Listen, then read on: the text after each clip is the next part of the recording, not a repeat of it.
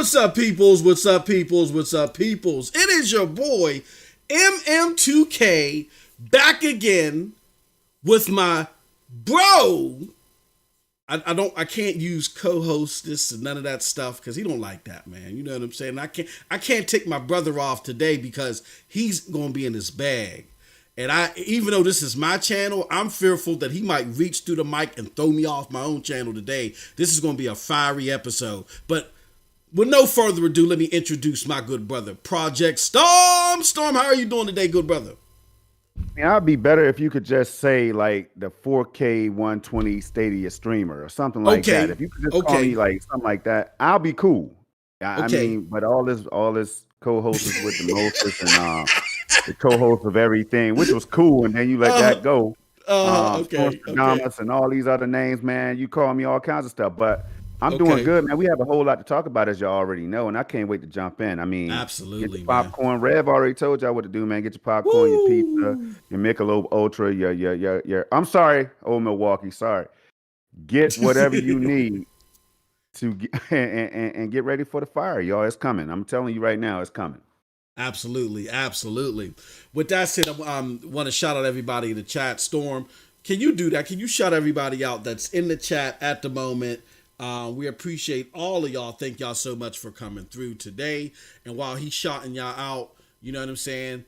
Can you do us a huge favor as well? Can you hit the like button, hit the share button, hit the subscribe button if you haven't already? Let people know that we're live, definitely. But I'm going to turn it over to my good brother, Project Storm, to shout out everybody in the chat. Here's the deal. First and foremost, y'all let God Hero 2.5 beat y'all to the party today. So what's going on, God Hero? Thanks for showing up in the build. Thanks for showing up in the 4K 120 streams, man. God Hero. We also have Jay Smith. Been seeing Jay Smith around for a while, y'all. If you don't know who he is, check him out. You need to hang out more if you don't know Jay Smith by now. Special guest, superstar, Wrong Yeezy is in the building. He could be anywhere else in the world, but he's here right here on SML with us, y'all, rocking out. Absolutely. I appreciate you, bro. Little Tortilla Boy. Sup, boys and gals. Sup? All right. The Stadia Revolution.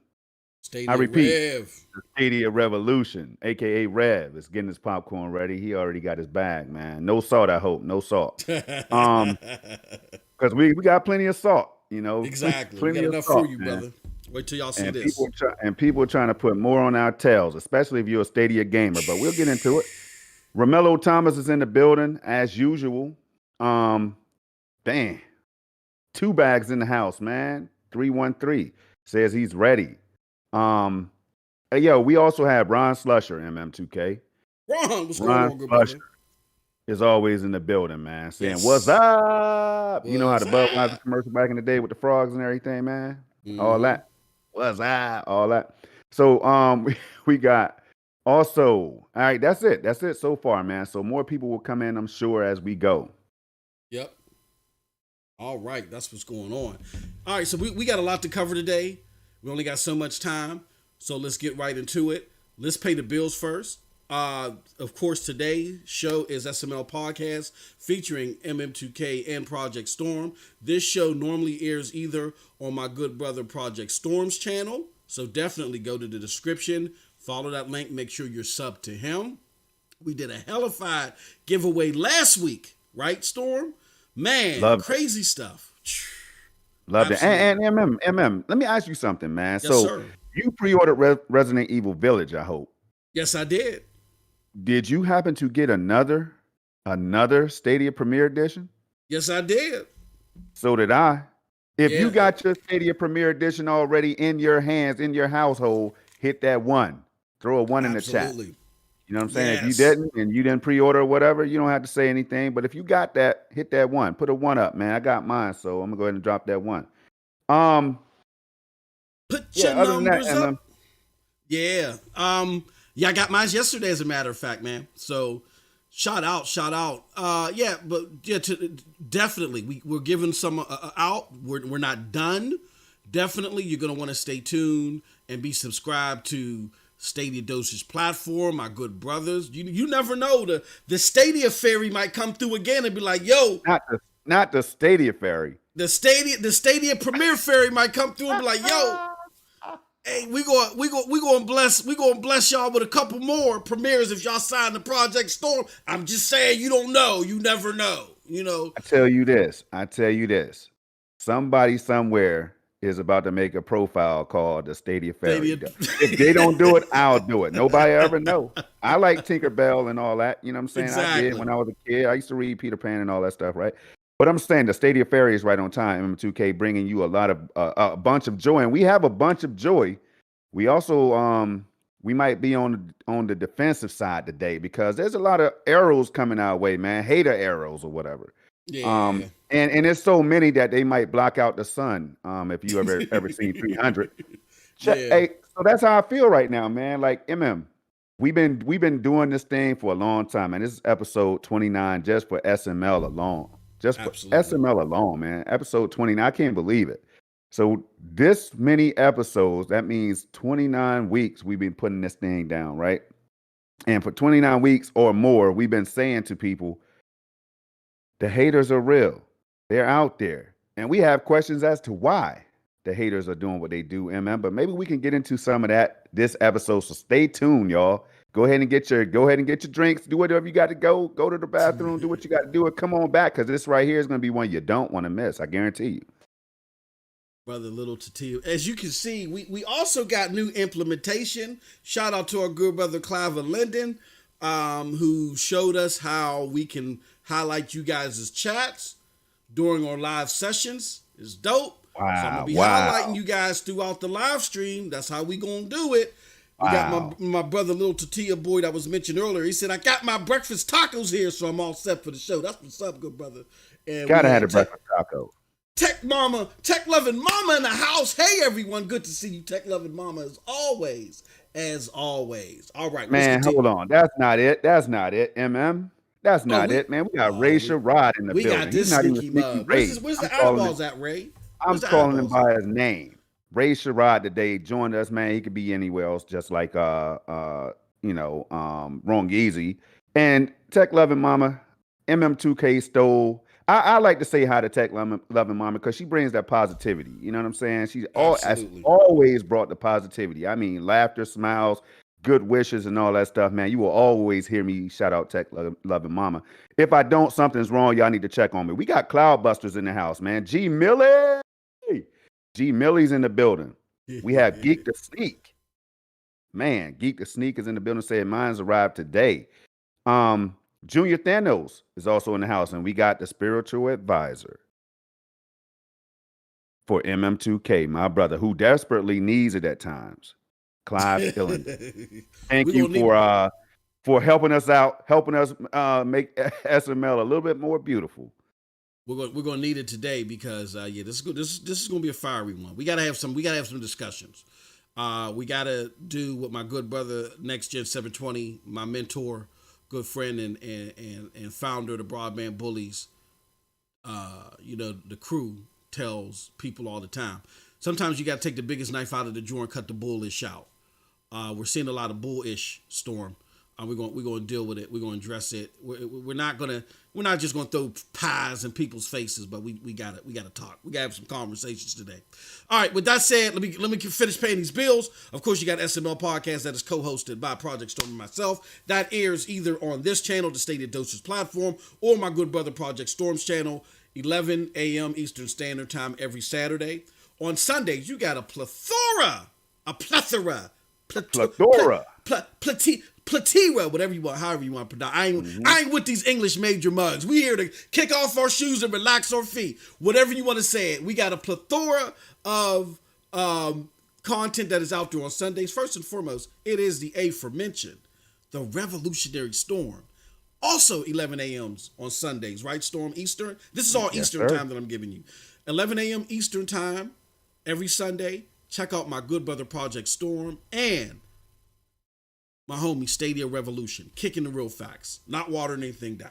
Don't be putting it through no serious strainers or no filters. You get the raw, straight juice from these good brothers. All right, check them out every Sunday, 11 a.m. Eastern Standard Time. Then, My brother Project Storm takes off his Revolutionary Storm hat, and then he runs and he gets into his Yang Meets Yang of Gaming outfit, and he co-hosts that with Snow Bunny Gaming and the homie Rome Rush over on Snow Bunny Gaming's channel. That's coming back, I think, this Sunday, right, Storm?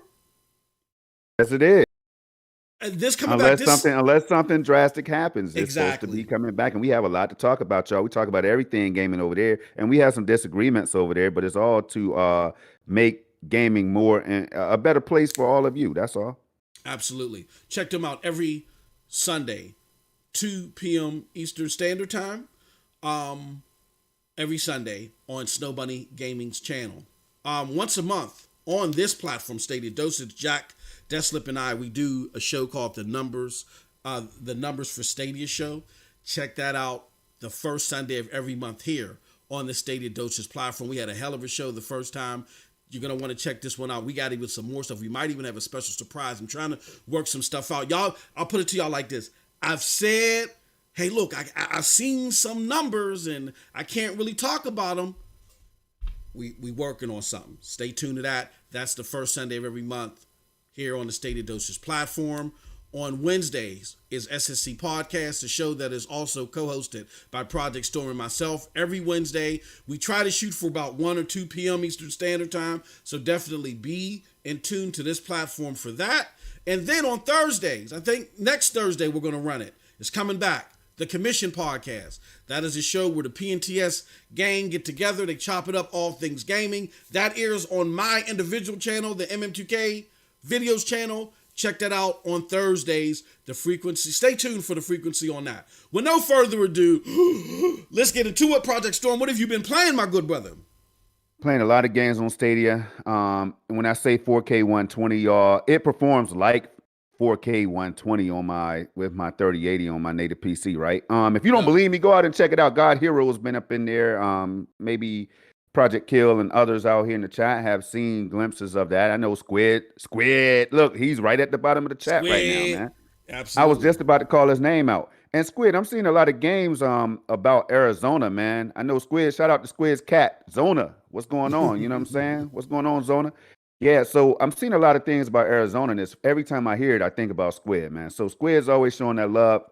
He's seen a glimpse of that 4K 120, y'all. What I mean by that is that I set my desktop to 4K 120 using a combination of things like NVIDIA's G-Sync compatibility or whatever on my Samsung Q80T display. I run Stadia at 4K, of course, so that it looks really, really crispy. And also, I discovered something else, MM2K, that I should have already found out and shared with y'all. Mm-hmm. You know all that talk about hardware acceleration? I've been talking about it every show for the last 2 or 3 months, right? Yep. So I found out that I could go on my desktop in the graphics setting, something I never thought about because I thought it was just automatic. And I actually was able to enable VRR, that's variable refresh rate. Check this out, y'all.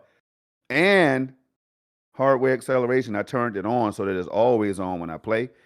Now, that makes a hell of a difference for all of you who are knowledgeable to what I'm talking about. It makes a hell of a difference in the fluidity and the smoothness and everything, the overall game. And when the stream comes out, for some reason, it looks better than my normal 4K videos. I didn't think I would ever say that, y'all. I mean, I show you everything, the bit rate, everything, right? So I don't know what it is, but that's the only way I could play Stadia now, y'all. So if you have a display that's capable of playing games, man, at that type or at those refresh rates, give it a try. But I so many games, man. You know, Destiny 2, Division 2, Floor Kids, the game by SG&E that was developed, man. Beautiful game. What's the name of it? They were in the boat or whatever, right? No. They're riding around in the boat. Nah, that's not one of them. They're riding around in the boat. Uppercut Games developed it. Y'all know what I'm talking about. The brother and the sister. Oh, yeah. I know it slips my tongue every time because MM keeps saying Sunder, and it makes me think it's Sundered, but it's another one word title, and I forget what the hell it is, man. I know exactly. But anyway, Sundry? Is it Sundry? No, it's not Sundry, man. What the hell? Okay. Bro. Okay. You making up your own games now, man? No, I thought, isn't there a game called Sundry and something? That might be, but it's Sundered. Sundered is one, but this one is somebody in the chat. They'll put it down in a minute. If not, I'll look it up, man. But I've been playing so many games. Destiny 2 bouncing around, man. Red Dead Redemption 2. I just realized that I could I just realized that I could switch the performance of that game in the settings. I heard all the hoopla about it, that like the fact that you could play at 1080p 60 or 1440p 60. I heard all that buzz when the game launched. Right now, check it out, You can go in the settings and toggle it for between performance and I guess visual mode or whatever. Right? Yeah. I never knew that, bro. Okay. So I streamed Red Dead at both settings or whatever, mainly 60 FPS. Everything is just smooth, man. Assassin's Creed Valhalla. Woo. Played that. I played so many games, some indies, man. Like you name it. I've been playing them, bro, and it's just been mind blowing to feel what those games are, what they're like to play at those settings, man. It's the only way I will play unless I'm recording something like Stadia versus PC or whatever, something like that. Then I have to go through my capture card and all that stuff. But anyway, y'all, been playing a lot of games as usual, but we know that already. So we're gonna move on to MM2K and what he's been playing. Well, before we get into what I've been playing, which it's always a larger list than Storm. No, it ain't. But shout out to the homie Geek to Sneak with the $5 sticker, critical hit. Appreciate you, my good friend. Thank you so much. It's because of your support that we can do things like the SDO 60-day challenge that we had with our good friend Doc Dark and so many other great things that are coming aboard. My homie God Hero asked about the website. You will see there's a special banner at the top where you can check out more great PNTS network content. Stay tuned, y'all. Stay tuned. Storm knows what I'm talking about. Stay tuned. I know what you're talking about. Stay tuned, because that baby's about to get glossy. Stay tuned, but I ain't gonna say nothing else. Storm is probably saying, man, you already said too much, man. I know exactly. My bad, bro. What have I been playing, Storm? I played Trine. I had a nice Trine 4 experience. I did it for this, my first look for our members. I also played a nice game session with Jack Deslip, John Scar, the homie Cloud Gamer Dad. Man, we were sitting there going through these puzzles. I'm telling you, if you like a game with puzzles, you gotta play Trine 4. Trine 4 is the ultimate like puzzle / semi-action game, and these puzzles are crazy. Like, I'm sitting there trying to concentrate, because you know me, I'm always buzzed off the old Milwaukee. You know I'm not, I'm just lying. But, it's hard for some things to settle for a moment. And Cloud Gamer Dad, he said, hey, yo, MM2K, when I booked you for this play session, I never imagined you'd be this quiet. I said, brother, I'm trying to concentrate and trying to figure out these puzzles. So definitely check out Cloud Gaming Dad's stream, and check out my first look if you're a member. If you're not a member, hit that join button. What else have I played? I played some Cyberpunk. I've been testing out my monitor, doing some of the stuff that Storm has been doing. He's been inspiring me to go, play with my 3070 card. Man, I'm with Storm. Storm ain't lying. The brother, look, this is video games. We ain't got to lie about video games. My brother is telling y'all the truth. If y'all got a 3000 series card, with caution, please go check out your settings. If you mess up, just reset everything back. But go into them what's it, the 3D physics settings or something, man? Oh, they don't even need a 3000 series card. Really, they could get away with a 2, probably. I also have a 1660 in my streaming rig or whatever, and I used to play Stadia on that. Now, I haven't tried it with that. I will. Mm-hmm. But, I mean, if anything, any card that will allow hardware acceleration or whatever, man, I think that'd be it. And if you have a monitor that could do 120 and higher. Jeez Louise. Now, see, me personally, there are definitely benefits to what my brother Storm was doing. If y'all would have seen his stream, your eyeballs would have melted. So that's another reason why you need to subscribe to my brother's channel. That was a phenomenal set of streams that he was doing right then and there. I was shocked.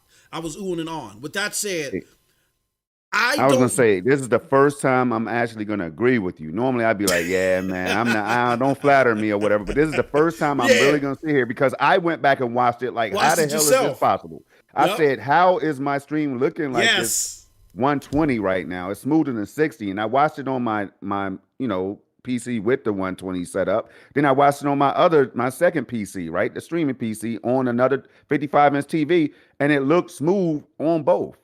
I was like, wow. And it looked better on both. I don't know, y'all. You He's just not. got to check it out. He was trying to tell y'all. People, it fell through deaf ears. Please watch the video and see what you could potentially have. Y'all ain't gonna be able to touch my brother. I'm gonna give y'all a little secret. We just joke about that. Y'all ain't gonna be able to touch my brother, but at least you can get close. You know what I'm saying? Check out this video, see what he's doing. Now, me personally, I like my 10-bit color gamut. For those that are my tech junkies, y'all know what that means. Get that extra pop in that color and stuff like that. And unfortunately, when it comes to 4K visuals, certain monitors don't give you that 10-bit color gambit if you're going above 60 frames or 60 hertz. You know what I'm saying? So I got to make a decision. Do I go with the style of smoothness that my brother portrayed, or do I get that extra pop in that color? Right now, I need that extra pop in the color, but I'm going to dibble and dabble some more and get into that 120 hertz Well, stuff. you dibble and dabble. I Yep. can still turn up above that because I can go HDR 10-bit myself. You know what I'm saying? On top of all that. See, I didn't tell you all that. You can't. See, the thing is, y'all, and we have fun when we do this, man. I'm waiting on somebody to drop an 8K video or something like I did. And I don't, this is not gloating, right? This is just facts. It's like Stadia can be played in so many ways, y'all. I tried xCloud, MM2K. I tried Luna the same way, and it felt good. I tried GeForce Now the same way. But when it came to Google Stadia, it was I get everything, man. The graphics, the performance, all that. You don't believe me? Check out the video. Check the video. No time to cap, man. No time to cap. It's time to rap. It's time to rap. Yeah, let's go, man. Exactly. Check the video. This is not. I know people they mash up their face, they crinkle cut their face all up, and they. What is he talking about? What are they talking about now? These Stadia guys, man. You know what I'm saying? Somebody's in here now. Like, what are you Stadia guys about to talk about today? I see the title. Yeah. Go check the video. All six of you. All 6 of you. Yeah, all 6 of you. When there's like 30 or 40 in the chat, 40 something. Hey, bro. So now they're saying all 30 of the Stadia players, we don't went up a level. We don't went up. Now they done went from saying all 6 of us to all 30 of us now out on Twitter. So that's an upgrade. Yeah, it is. With that being said, no, that's dope. That's what's up. So yeah, that's some of the stuff I've been playing. You know what I mean? Just I've been doing a lot more testing that I have like full-fledged gameplay, but we're gonna be back with the gameplay next week. It was just a crazy week this week. You know what I'm saying? It was hard to keep up. All right, let's get into it, man. Let's get into these topics. Let's do it. Topic number 1, Storm. Stadia claps back. Internet goes wild. Oh. Let me do it for the people in the back. You know what I'm saying? You know, here's hoping it won't screw up. Let me show you something. Won't do it? No, it ain't gonna. See, take your time. Take your time. Oh, here we go. See, what work display? Hold on, is it display capture? Yeah, I had audio problems with my mic last night. You know what I'm saying? It happens. Anytime you really want to show something off or whatever, man, you're gonna have issues. It never fell. Oh, this thing it ain't showing at all. Oh, wow. There we go. That was wowzers. That was strange. That was bizarre. Yeah. That was really bizarre. But this is the article from Industry.biz where the good brothers, they got a call from Stadia. The good brother Nate Ahern. Have you ever heard of this guy before, Storm? Nate Ahern. You talking about Nate Dogg? Man, I'm not talking about from the West Coast. RIP to the Nate Dogg that we know. Definitely. You know what I'm saying? Definitely. But this right here is a Nate Dogg that was on IGN that wrote the review on the first Mirror's Edge game. I remember reading that review and remembering the name, y'all. That's when I used to be on IGN real hard, reading the reviews, trusting some of the reviews, making purchasing decisions off of those reviews at the time. That was years ago, though, y'all. Years ago. And then all of a sudden, M2K things changed. So let's get into it, man. Absolutely. So Nate has lineage in gaming. They ain't just pulling him out of a Walmart. You know what I'm saying? They ain't pulling him out of a Walgreens and said, here goes a 6-figure job. He got lineage. He knows about gaming. Nate was chilling. I imagine this is all me making this up as I go, but I believe it. Make it up. I believe it. Nate was like, yo, I'm tired of this crap, man. Boop, boop, boop, boop. Industry.biz. Let me rap to you for a second. Let me tell y'all the truth. Let me tell y'all the real deal. Y'all out here slipping. Y'all out here frothing at the mouth over all this false information. I'm tired of seeing these junk articles, y'all for clicks and all that other stuff. You want clicks, get clicks on the truth. Here's the real deal. Holyfield at Stadia. Right now at Stadia, we did a refocus, we did a reallocation of our resources when we let go of SG&E. We got our engineers working with more developers. You know what I'm saying? You don't want to, you don't believe me? Here, rap to these people in our Stadia Makers program. Rap to these analysts, you know what I'm saying? Rap to these individuals that'll let you know that what we're doing is we're still trying to solidify the base and we're building around it. But we ain't got to be up on the big stage tomorrow because this is a slow burn. And it isn't a slow burn just for us.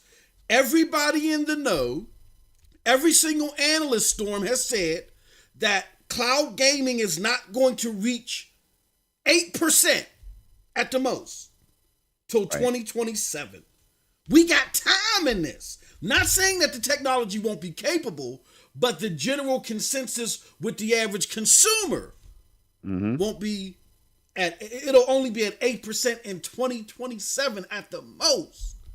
You know what I'm saying? So we got time. We're in this for the long haul. We're doing this with our developers. We're doing that. Blase, blase, blah. Come on, y'all. Just relax. Chill out. I mean, that's the MM2K version of the article. We're going to go a lot deeper. But they went out there. They said stuff that people were urging them to say. And it got a bolsterous response from many of us within the Stadia community, the vast majority of us within the Stadia community, to be exact. We were like, yes, this is what we wanted you to do. Shout out to Sunny Cloud Gaming Storm, who had a hell of a video. God damn! Oh, man. On Thursday, 2 days ago. Can you talk about that video a little bit, Storm? Just talk. Hey, the video, God. I'm not going to lie. Everybody check it out. First of all, when we talk about Sunny Cloud Gaming, you already know why. I mean, Sunny's out there pumping out numbers, y'all. He's up in the upper echelon. And I know he's a humble dude, so he doesn't, he's not me and MM2K. We'll celebrate on that ad. You know what I'm saying? We'll celebrate on that ad. But Sunny's not, he's always been the same dude, man. So that's one thing I would like to say first when we're talking about Sunny Cloud Gaming, man. I stopped by this morning because the video, I have notifications on. I'm subscribed to the brother's channel. Been so since I've met him, and he was with Ace way back when y'all was first doing. When I first found out about MM2K and Megatron X and Eddie Player One and Chase and everybody, man. Stadia, it was just so many Stadia people, man. I can't. Sounds of Stadia. So many damn Stadia people. Stadia rocks. Everybody was out there, man. It was like a big party. But Sonny was one of those dudes, man, that I would just go to. I would go there to check out what he had to say. And now he's doing this thing individually, man. Still making big moves, still remembering, putting the community first, still breaking down the facts that we try to kick out every week, MM. So this video had everything that we're going to be discussing pretty much. Well, a lot of what we're going to be discussing today. He broke it down and put it in this nice little basket for all of us to just take home, man. It was so well done. You all have to go check it out. Don't listen to me. I'm going to ruin it. But go and check out how this brother put things down. And then pay attention to what he said when he hinted that he's been reaching out to the Stadia. What did he call them? Damn, what did he call them? He said basically like reaching out to some of the Stadia. I'll get the right terminology in a minute because I had to write that one down. With the powers that be. Check this out, y'all. See, if you don't know about Sonny, man, y'all better go check this brother out and subscribe to that channel. He's on his way to 20K right now. But look, absolutely, powers that be at Stadia. Now, shout out to them, Bill and Lloyd. They've been telling us things for a long time. We've been clamoring like mice at the sight of crumbs, and man, I'm just gonna try and make us some stuff in a poetic type way today. And Sonny has been saying this for a long time, and so have two other individuals, 3, 4, 5 that I could think of. Yeah, 2 being me and MM2K, another being Eddie Player One, Stadia Revolution, 6-4. I mean, so many people have been saying these things like, "Yo, man, you just got to get this thing time, and then this is gonna happen, right? If A happens, then you can look for B a little bit later on and down." It's crazy to hear Sonny break this stuff down in the way he did and put everything in one place. Man, I tell you who couldn't do that, MM2K. It's going to take him an hour because once he gets 2 on hours. IGN, it's a wrap. It's a 2 wrap. hours. Once he gets on IGN, it's a wrap. I'm letting y'all know right now, it's a wrap. Let me say this real quick. It took me 2 hours. It took me 2 hours to do that. Shout out to my brother G Million in the chat. G Million was there. He was like, no, he was like, look, MM2K, I ain't got all day. I gotta go to work. and so then, look, I'm going on. But I'm putting everything out there, and I'm talking about it. I'm breaking it down, and I could tell the traffic. So at some point in time, you know, I think people was like, I don't know if they passed out or whatever. The traffic went down, but I'm still rolling. And then all of a sudden, the traffic shot right back up. I think what happened was they was like, okay, yeah, I'm down with it. They nodded off for a little bit, and then they all woke back up at the same time, and the traffic shot back up. Yeah, Sonny, he took everything that I talked about in that live stream that I did and put it in a great 10-minute video. Definitely check it out. But the gist of it, my friends, is that Stadia has, since their SG&E, there was doubt that was brought on about Stadia. Yes, I get it. Closing down your first-party studio is going to shake the foundation. I remember when my good brother Storm called me up and was like, yo, golly, like, what's going on? I was like, we got to look through this to see what's going on. You know what I'm saying? So all of us at first, you know, it was like, ooh, wow, did a double take. But then as the dust settled, it's always good to just absorb stuff and watch and observe and not just knee-jerk react. As the dust settled and we started to see what they were saying was going on, we said, okay, we understand what they're trying to do, but the argument was, for some of us, it wasn't clear enough to the average consumer, and they got to make it clearer or it's going to bite them in the ass. In my opinion, that did happen because they kind of took a little bit of time to do that. And because they took so long to do that, I think big things like what happened with Crater that Bryant Chappelle had just covered, where Crater was going free to play and it was going on PC. So now you could have potentially Stadia people and PC people collaborating and making games together. That was a big deal that really could have been fleshed out, you know, had it not been for that SG&E cloud. Then you had Little Nightmares 2 launch day before date in Stadia Pro. None of that really got any burn because all the oxygen in the room was sucked out from the SG&E announcement. So when Stadia finally clarified that and said, look, we're doing this for our players, we're reallocating resources, when they was going on Twitter Storm and saying stuff like, Stadia is not going anywhere, quote, unquote. We're not going, you'll be able to play your Stadia Pro games, da-da-da-da. Will it ever become YouTube gaming? Who knows? But the joystick and the games that I got through the service, I'm still going to be able to play. You know what I'm saying? Still wasn't good enough for a lot of people. You know what I'm saying? Because a lot of information was tight to the vest. Then the homie Ahern called up Industry.biz and put the arguments on the line in contrast to what's the conjecture that was out there. Look, we closed down SG&E to reallocate resources to get engineers to work with developers. Man, do me a favor. Get G Millie's comment off this damn screen. Oh, I didn't. yeah, man. G Millie's a fool, man. Y'all got to understand who we're talking about, man. No, G Millie, you subscribe to my brother's channel. Nah, that's all good. But then, not just that, but then you have Stadia that is working with other developers to bring new games to the platform. That was another argument. Oh, you guys aren't bringing more games to the platform. Then, on top of that, well, you guys ain't focusing on indies. Jason Schreier. Now they got the Stadia Makers program that they've heavily focused on. You know what I'm saying? Which is in conjunction to what they did at the Game Jam, which a lot of us were saying, no, this is important. Well, no, because PlayStation and Xbox, they do it too. And no, we're not at the PlayStation and Xbox level stage yet. Like my homie Doc Dark says, there's levels to this. Okay? Levels. You don't grab the 12-year-old and say, well, you're not smart because you can't do 12th grade calculus. No, there's levels to this.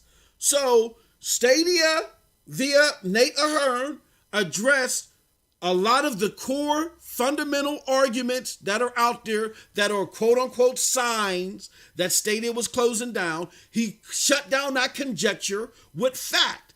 Some people are pointing to, Storm, that there isn't, everything wasn't covered, so it isn't enough. Like, he didn't explain why the people left to go work with Jade Raymond. That's a bunch of bullpucky. We already know why they left. They got rid of them. Shut up.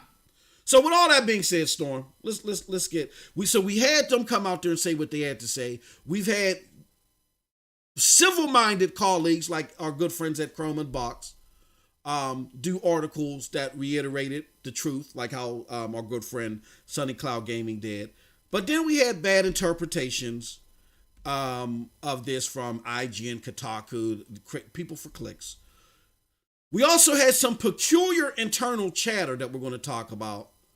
And then we also seen some journalists that surprised me that Stadia actually gave some burn to. We're going to show you some of their conduct on Twitter that Stadia actually sat and gave time to.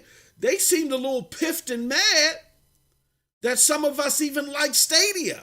We got to get into that. So we're going to get into all that. No further ado, let me shut the hell up. Storm, give us your thoughts about the article from Ahern. What did it say to you? Oh man, before I do that, hey, shout out to Dylan Tortosa and Moses Freisberg right here in the chat, y'all, who joined in. Chariot Man Gaming, who did a brilliant Resident Evil stream, had one of my favorite content creators in the chat, man, rocking out with us.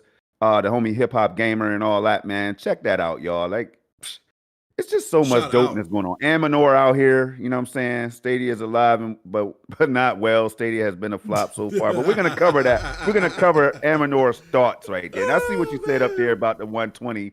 You know what I'm saying? Imagine playing in the cloud at 120 on Stadia that just released not too long ago, Aminor. You won't even need to spend that much money. You know what I'm saying? Think about when Stadia upgrades to the future to play 120 native or whatever, Aminor. That's what I'm saying. We're getting a glimpse into that when you check out my videos. But what's going on, bro?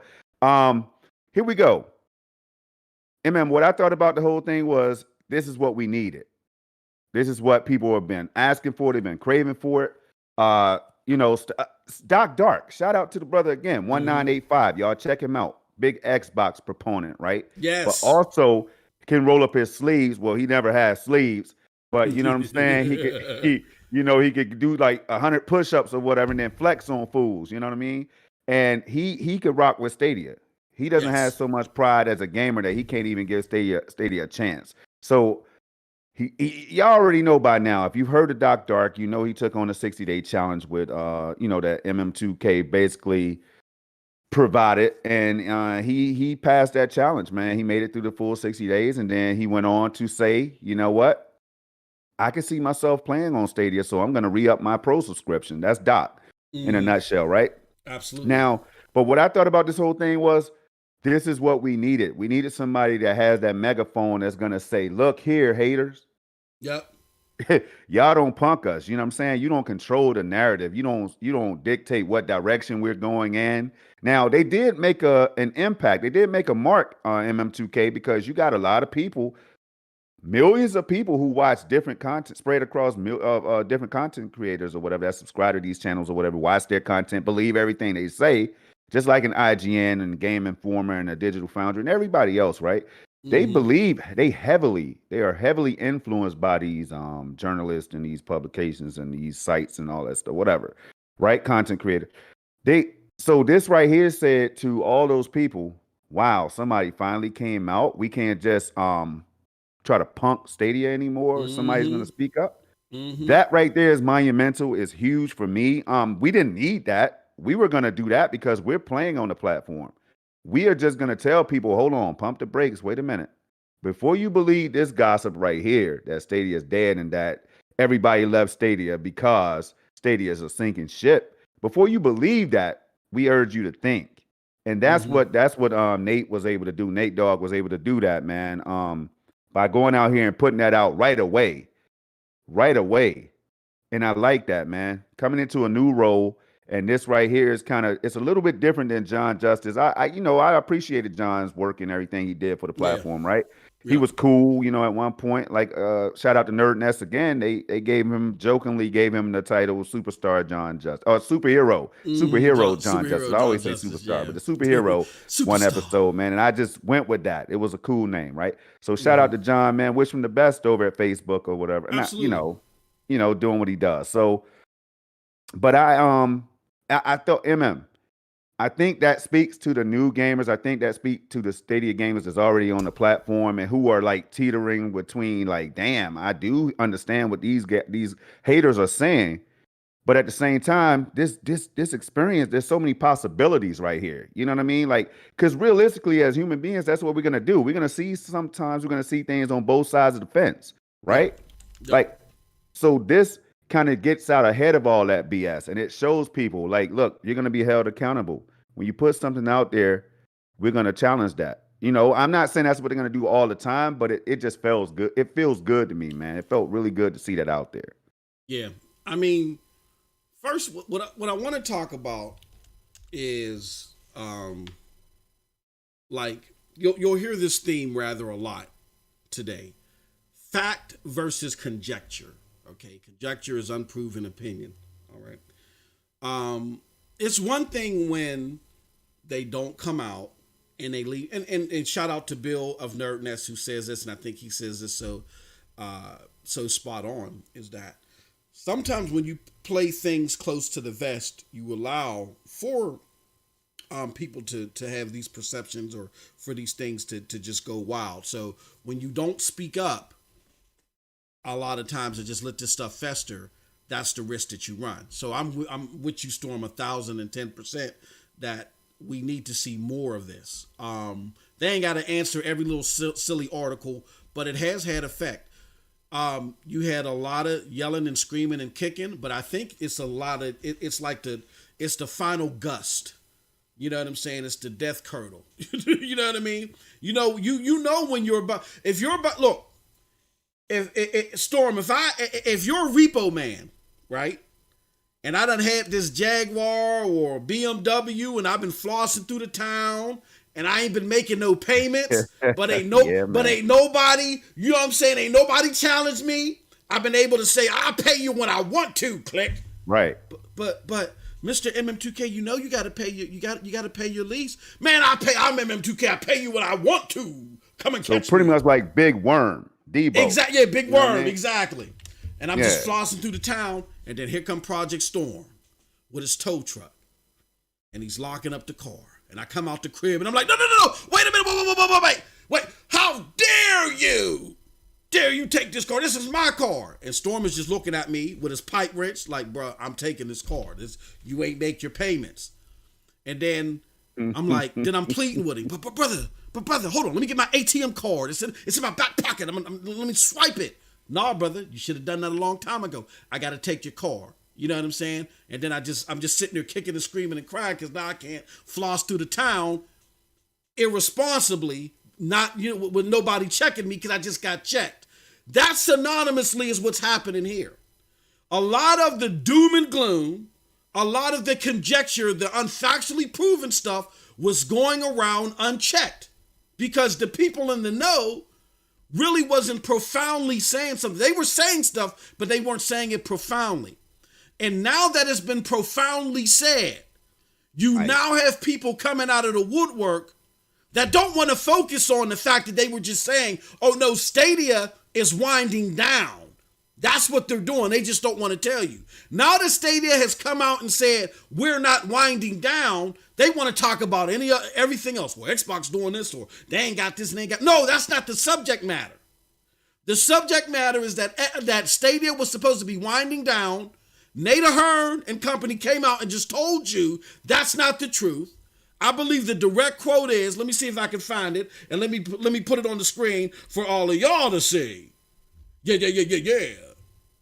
I think the direct quote is, for all the non-believers, I think he says, we're well on our way to over 100 new games launching on Stadia in 2021. And we're continuing to make Stadia a great place to play games on devices you already own, he says. I tell any non-believers to take notice of how we're continuing to put our words into action as we grow the Stadia Makers program and partner with AAA studios.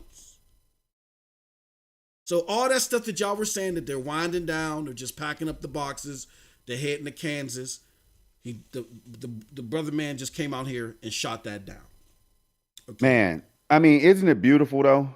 Isn't it beautiful when somebody finally speaks up from within? Because see, shout out to Grace Yang, who we love, man. If you got respect for Grace, man, you know why. You know what I'm saying. You know what she's all about, right? Congratulations to her on her new position, right? Chris putting in hard work, and everybody else is putting in this work behind the scenes, man. It was at one point. It was just so hard to see, real quick, and I'm gonna make it quick, man. It was hard to watch at times, right? Where you're like, wait a minute, me and and Rev and everybody's on Twitter combating stuff. I remember Club Stadia at one point. So many people were just combating just these myths and sounds of Stadia. And I remember seeing these people, and each time I saw it, I was like, yo, wow, this is what it's all about right here. So these people are not afraid to speak on what they know is not facts and what's factual. Absolutely. So why wouldn't I want to do that? Why wouldn't I do that? Thank you all for going out here and putting that out there, because it empowers me to do the same thing. Absolutely. And that it was about that. So then when we, again, and we know Stadia wasn't gonna overpromise and underdeliver. That wasn't their goal. You know what I'm saying? Mm-hmm. At least that, and they've said that on numerous occasions. I know it's come out of that camp, man. I'm not gonna say who was the mouthpiece for that, who was responsible or whatever, but y'all know what I'm talking about if you've been around. The thing is, but this right here feels different. It feels like a shift already. Now, I don't know if you're going to get into SG&E and how heavily or whatever, but this right here, after that happened, we kept telling people, it seems like and it feels like that there's a reshifting, a refocusing. Absolutely. There's like a company shaking things up and it makes moves for the future of the platform and longevity of the platform. Man, I don't have it up here because I don't want to have too many articles up. Nah, I got you. No, don't pull it. You don't have to pull it up. Oh, no. But I'm just saying for the people. You know what I mean? We could go back and go word for. We ain't got to do that. Not. Me and Storm are not going to sit here and argue with those that are in that denial phase right now, that are kicking and screaming because they was able to drive around irresponsibly, not make any payments, not get chin checked on any of this stuff, and now that the BMW is being repoed. All that conjecture now has been repoed. You know what I'm saying? And this is just them going through the 5 stages of grief.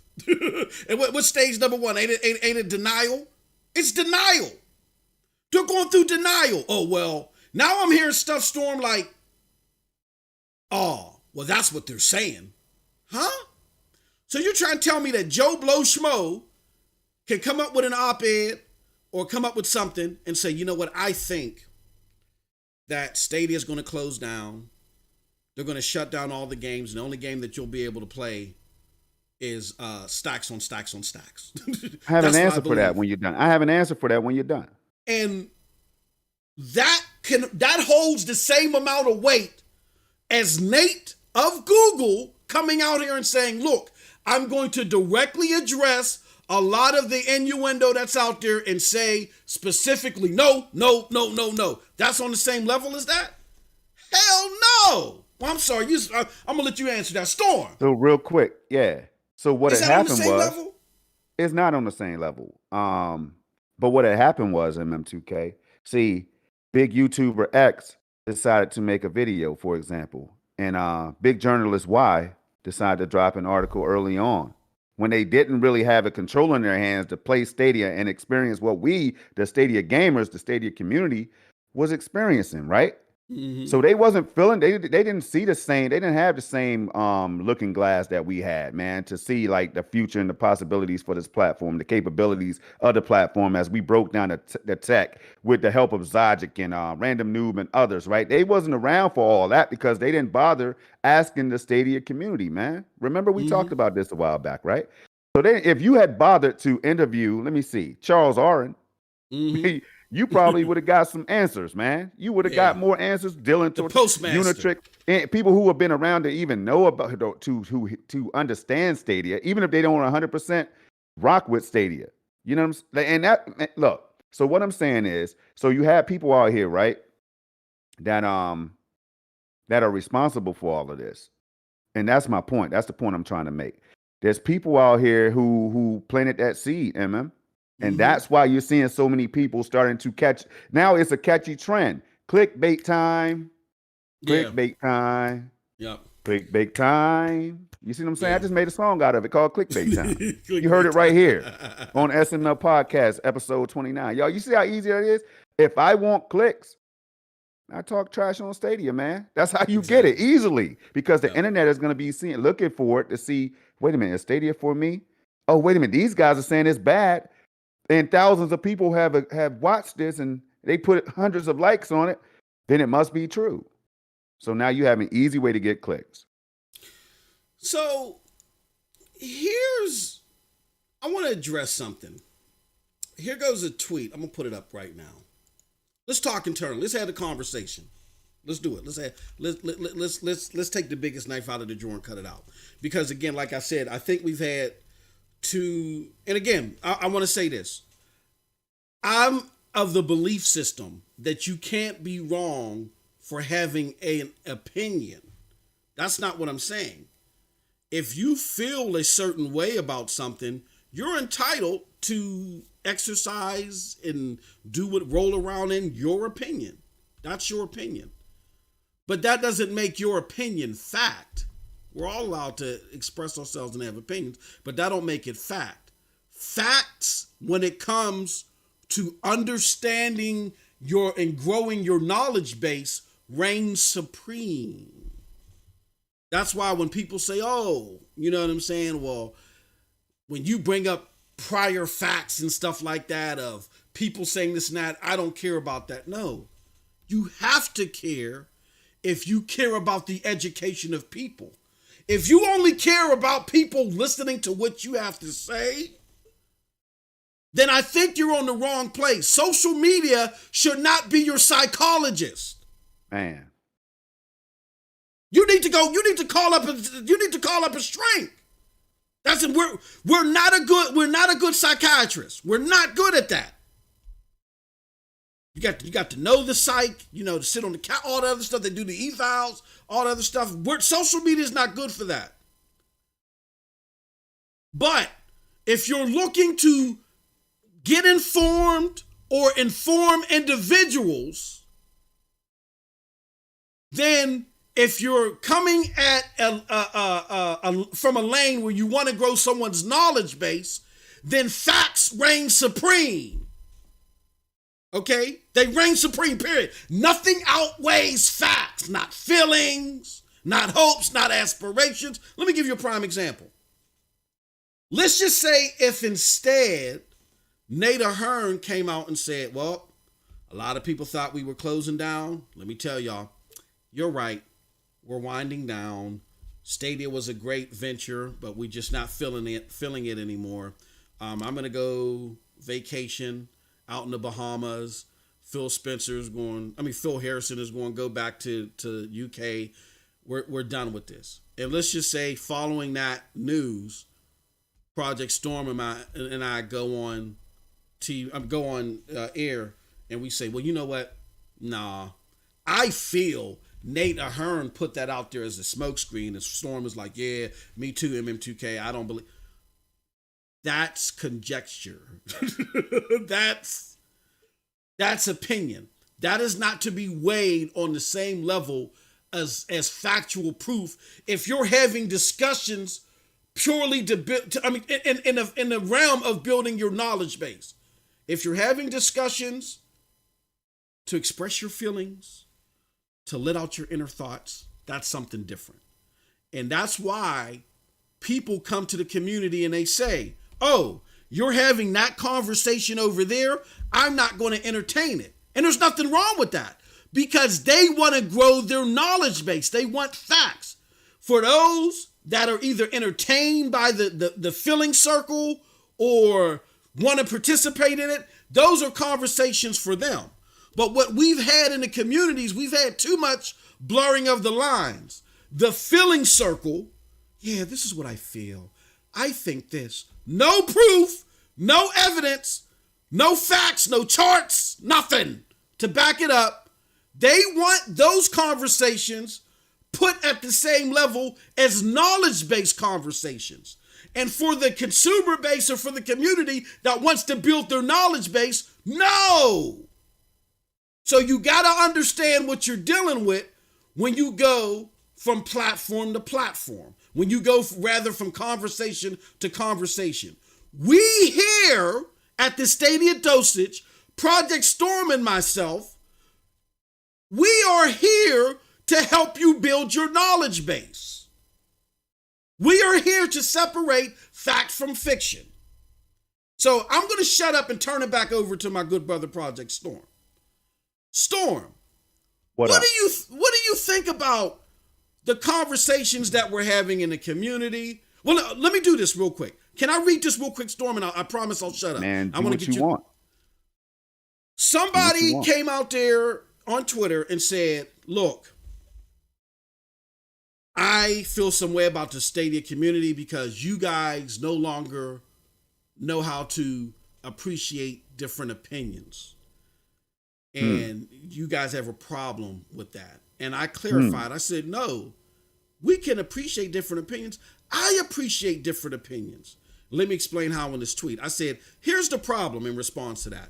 There's a huge difference between listening to different sides and entertaining all notions. I listen to everything. My favorite podcast is Rebel FM.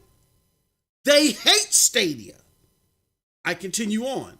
That said, I'm entertained by their point of view on the platform, educated on others. I don't absorb their fallacies on Stadia because they're not guided by facts, purely their emotions, and they're honest about that. However, people who rightfully so pivot off of fact and evidence are being told they should equally entertain/absorb, not just listen to, unsubstantiated opinion and conjecture. That right there is the true danger. It creates a slippery slope, extremely difficult to come back from. My question to you, good brother Storm, is what do you think about these people that despite hearing what they heard, they're just circling around with more opinion, which they're entitled to, but they want you to weigh that opinion versus the facts that we have. The fact is that Stadia said that they're reshuffling resources to get more stuff, and that's what they've done. We've seen Outriders become Day and Date and all this other stuff. We've seen we're seeing more games still coming to the platform. Division, now they're bringing Heartland and all this stuff. But despite all these facts, these people want us to put that opinion on the same level. What do you say to that, good brother? Well, there's a big question that has to be asked, man. And that is, what did Google Stadia do to you? Now, I want y'all to think about this for a minute. I'm not, see, MM2K is laughing. I'm not laughing, man. Yeah, I know. Straight face. What did Google Stadia do to you that you had to put out all this energy and effort into trying to discredit the platform, kill off the platform, make fun of all those who enjoy the platform as gamers? Because this is what we are. All of us are gamers, right? No matter if you play your games on a damn stopwatch or anything, you're still a gamer. You know what I'm saying? Like, it doesn't matter what device you're playing on, you're still a gamer. So because we want to play on Stadia, my next question is Stadia such a threat to you? Like, that you feel the way you do? Now, again, I think those two questions are powerful. I don't know. I think people, the haters and non-believers and naysayers, will have a hard time answering that, I really do, man. Because I don't think they've ever been hit with that. What did Stadia do to you? What did it do to you? Seriously. I've been a victim of personal attack. Let's talk about that for a minute. They're talking about we can't listen to both sides and understand both sides of the coin or whatever, or the equation, right? Yeah. But Stadia Revolution has been attacked in a way that it should make us want to pull up on somebody. You yourself have been challenged and attacked and demeaned and everything just because we do the same thing people from other platforms do. Believe in what we're playing on. Thank you. Am I delusional? Thank you. Am I making something up right now, people? Thank you. Like, do you all feel that way? Have you felt that way before? Like, damn, I'm just trying to play on Stadia and it's great. Mm-hmm. What the hell is the problem out here? Why do Yeah. other people have to try to kill off this platform? And you know what? It was interesting, right? We'll get into that when we get to the next article, probably, or whatever, Mm-hmm. whichever one. I know it's a part of that. But yo, Stadia is out here, and if it was some trash, we wouldn't be having this conversation. People Exactly. wouldn't even be talking about. You know what? Hey, you could take this as a shot if you want to, but I'm an Xbox gamer since Xbox was created. Mm-hmm. But if this was XCloud running like this, Yeah. even without that many games, you'll be hearing things like the games are coming. It's Xbox though.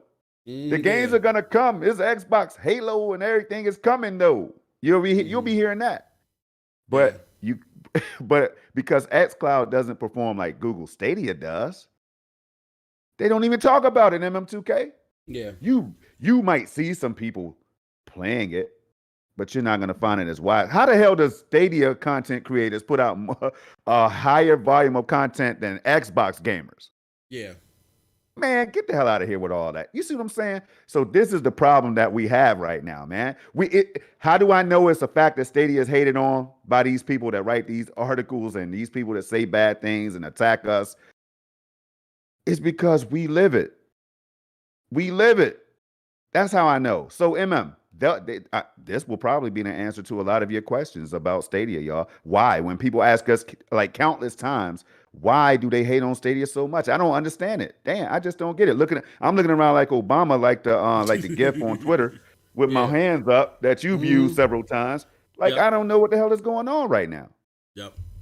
But I do get it. It's because Stadia has the potential to usher in this way of playing games on different devices without the need of getting SSDs and hard drives and all this stuff, and without the need of having a broken console, having to ship it back, and all these different things, and not being a headache for AMD and Intel to ship this hardware and get that volume up that they need to sustain to be sustainable as a company, right?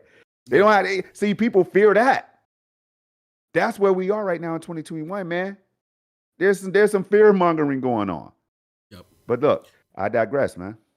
Yep. No, I mean that's all gospel, brother. All of it. I could just do nothing but go yep, because it was so true. Like, well, let me do this real quick. God Hero 25, he says with the $2, appreciate you, good brother. He says we appreciate Aminar. Man, we do. Don't feed that gremlin. No, but and let me say this. I see in the chat there's a reference to Stadia doesn't seem to be a topic on IO. By the good brother Tubaj, I believe Tubaj 313.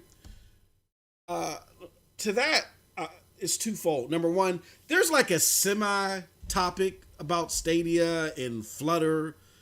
Somebody using a program called Flutter for Stadia, whatever. So if you go to the game section of the IO subject tags, that whole session about using Flutter on Stadia and I think Google Pay comes up.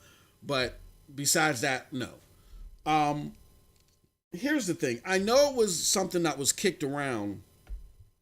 Hey, pay attention to if there's going to be something about Stadia at Google I/O, or Google or GDC. I never subscribed to that. I know there was a lot of people that felt that way. I never subscribed to that because my thought process is, and just knowing how I am with my experience in the Fortune 500 world, if you're going through a reboot and you're going through that just in February and you're dealing with COVID, you might not have anything that you're comfortable with yet showing at GDC or IO. You're going through a reboot. You're getting hammered in the press. You realize, hey, look, things ain't working out. John Justice might have realized that he was on the cusp of being out, and maybe he hopped over to Facebook, to save grace or something. That. Who knows? Thought about that. You know what I'm saying?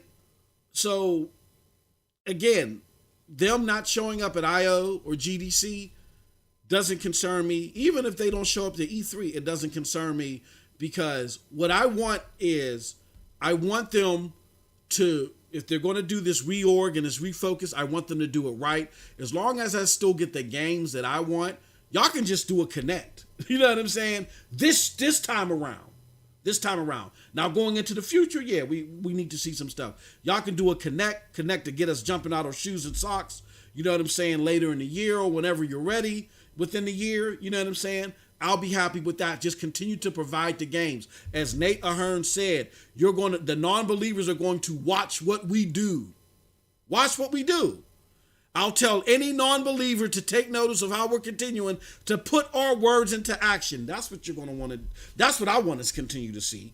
So I'm not too worried about IO. I know people wanted to use that as a litmus, but I just didn't prescribe to that. But so those are my. Let me go back. Let me go back to the brother Sunny Cloud Gaming real quick, man. Mm-hmm. I told y'all better check that video out. There's some Easter eggs potentially in there. Well, it's not even an Easter egg. You know what I'm saying? Right now, it's been set in stone that, hey, the Division, the new Heartland, whatever it's called, I don't know if it's Heartland or whatever content DLC for the Division that's coming later on down the line, y'all, or standalone, whatever it is, has already been listed for Stadia, y'all. Yeah. Courtesy of where now I'm not sure where Sonny got it. I think he got it from Ubisoft themselves, their website or whatever. It's on the Ubisoft site. Yep. Hey man, that right there kind of shows you that we can look forward to the next couple years, if not the next few years at least. Some people were talking like it was like Stadia was dead last year. Yeah, exactly. Like that it had no chance, like no way it survives into 2021 and beyond. Mm-hmm.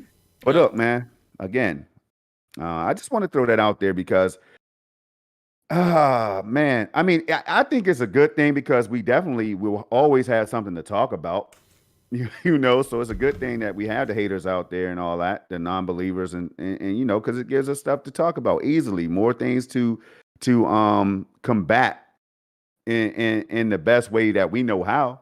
I don't know, but the point is that Stadia is around.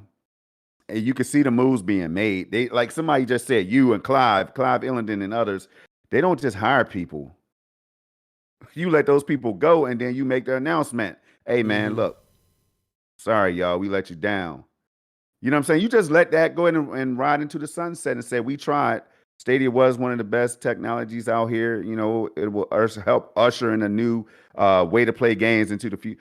That's what you'll be hearing right now, man. Mm-hmm. But MM2K, one thing you have always done was you could see both sides of the equation. All right. You have said, and I have said, and so many have said, we don't know if Stadia is going to be around 5 years from now. Mm-hmm. You know what I'm saying? It looks like it. It really does look like it. But we see things both sided. Why can't they see? I don't know. Why can't they do it? I think that's all like spot on, because what it is, Storm, is it all depends on how you pivot. Like I said in that quote, there are those of us that pivot off of facts. We're having these conversations not to get stuff off our chest. We're having these conversations because we want to grow our knowledge base. Storm, you do what you do because you want to show people the evolution of technology. So you're trying to grow their knowledge base. I do what I do because I know there's a lot of smoke and mirrors, a lot of people that are not the wiser. They have busy lives, busy things they got to do. And they have a knee-jerk reaction of going to some of these entities with the blue check marks and the high numbers next to their name and believing what they're being told when it's not the truth. So that's why I do what I do. I don't do what I do to make friends, to hug people, to look for friends to hug and kiss. I don't do that. My job is not to piss people off. But if in order for me to do the right thing, you happen to get pissed off, my apologies, that wasn't my intention. But the show must go on. You know what I'm saying? I am not here for affection and to raise conjecture. I am here for people, for fact seekers, and for the community. I am here for you, the person on the other end of the mic. Now, I want to address our good friend Happy Cloud Gamer on that same vein. He brings up a very good point, as always. And again, it's not about people having to agree with me and Storm all the time. We can have these conversations. I think they're very important to have in the community. No, Stadia is not dead. Am I worried? Yes. But if I say we need to talk about the good and the bad, it's not going down well. I just lost a sub that I showed. I feel we can just talk about the good. Here's my thoughts to it. Happy Cloud Gamer and Storm can follow up as well. I think the problem is not you relaying your opinion. If you want to do a show If I wanted to come out here, Storm, and do a 5-hour show every day about Stadia is going to solve world poverty and you know what I'm saying, and build hotels on the moon and all, I'm entitled to do that. I can have any conversation that I want, and you can indulge in whatever you want to, Happy Cloud Gamer. Nothing wrong with that. What I'm saying is that there is something going on in the community where people want to double down on notions, whether they're factually proven or not, just because it's part of their emotion. And then they want people that are basing stuff off of fact to also go off of their emotions when these people don't operate that way. If I'm on a gluten-free diet, I can't have no gluten. You know what I'm saying? It just is what it is. So if I'm a person that pivots off of facts, I may sit back and listen. I may not. Listen to conjecture and unproven opinion. People want to take conjecture and unproven opinion and put it on the same vein as factual information and data when it comes to fact-based discussions. If we're just having a barbershop type of round table, that's different. And those are okay to have. We do those all the time with broadband bullies. I came up off on that. But there are times when you want to inform people or be informed, and you want to have fact-based discussions. So what we're saying is you can't blur the lines. People are looking at the facts here. It was being masqueraded that the fact was that Stadia was dead. We are saying now that is evidentially shown that it is not dead. Nada Hearn attested to that and said, no, we're doing more for sustainability in the future. Will they be successful long-term about that? Who knows? But in a fact-based discussion, conjecture and opinion does not outweigh fact. And I'm starting to see something dangerous in this community where we want that to be the case. Because people don't want to let go of their conjecture and their opinion. To me, that's dangerous. It's not the threat of toxicity and the threat of this and that. No, the danger is that we want opinion and conjecture in a fact-based discussion to be equivalent to facts. And it can't work that. It just, take it however you want it. It can't work that way. If you want to have a barbershop style conversation that's entertaining and enlightening to the soul, that's fine. Nothing wrong with that.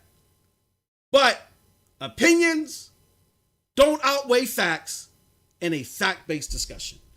I'm sorry I went on too long about that, but I appreciate your point, Happy Cloud Gamers. Storm, what do you think about that before we move to the next subject?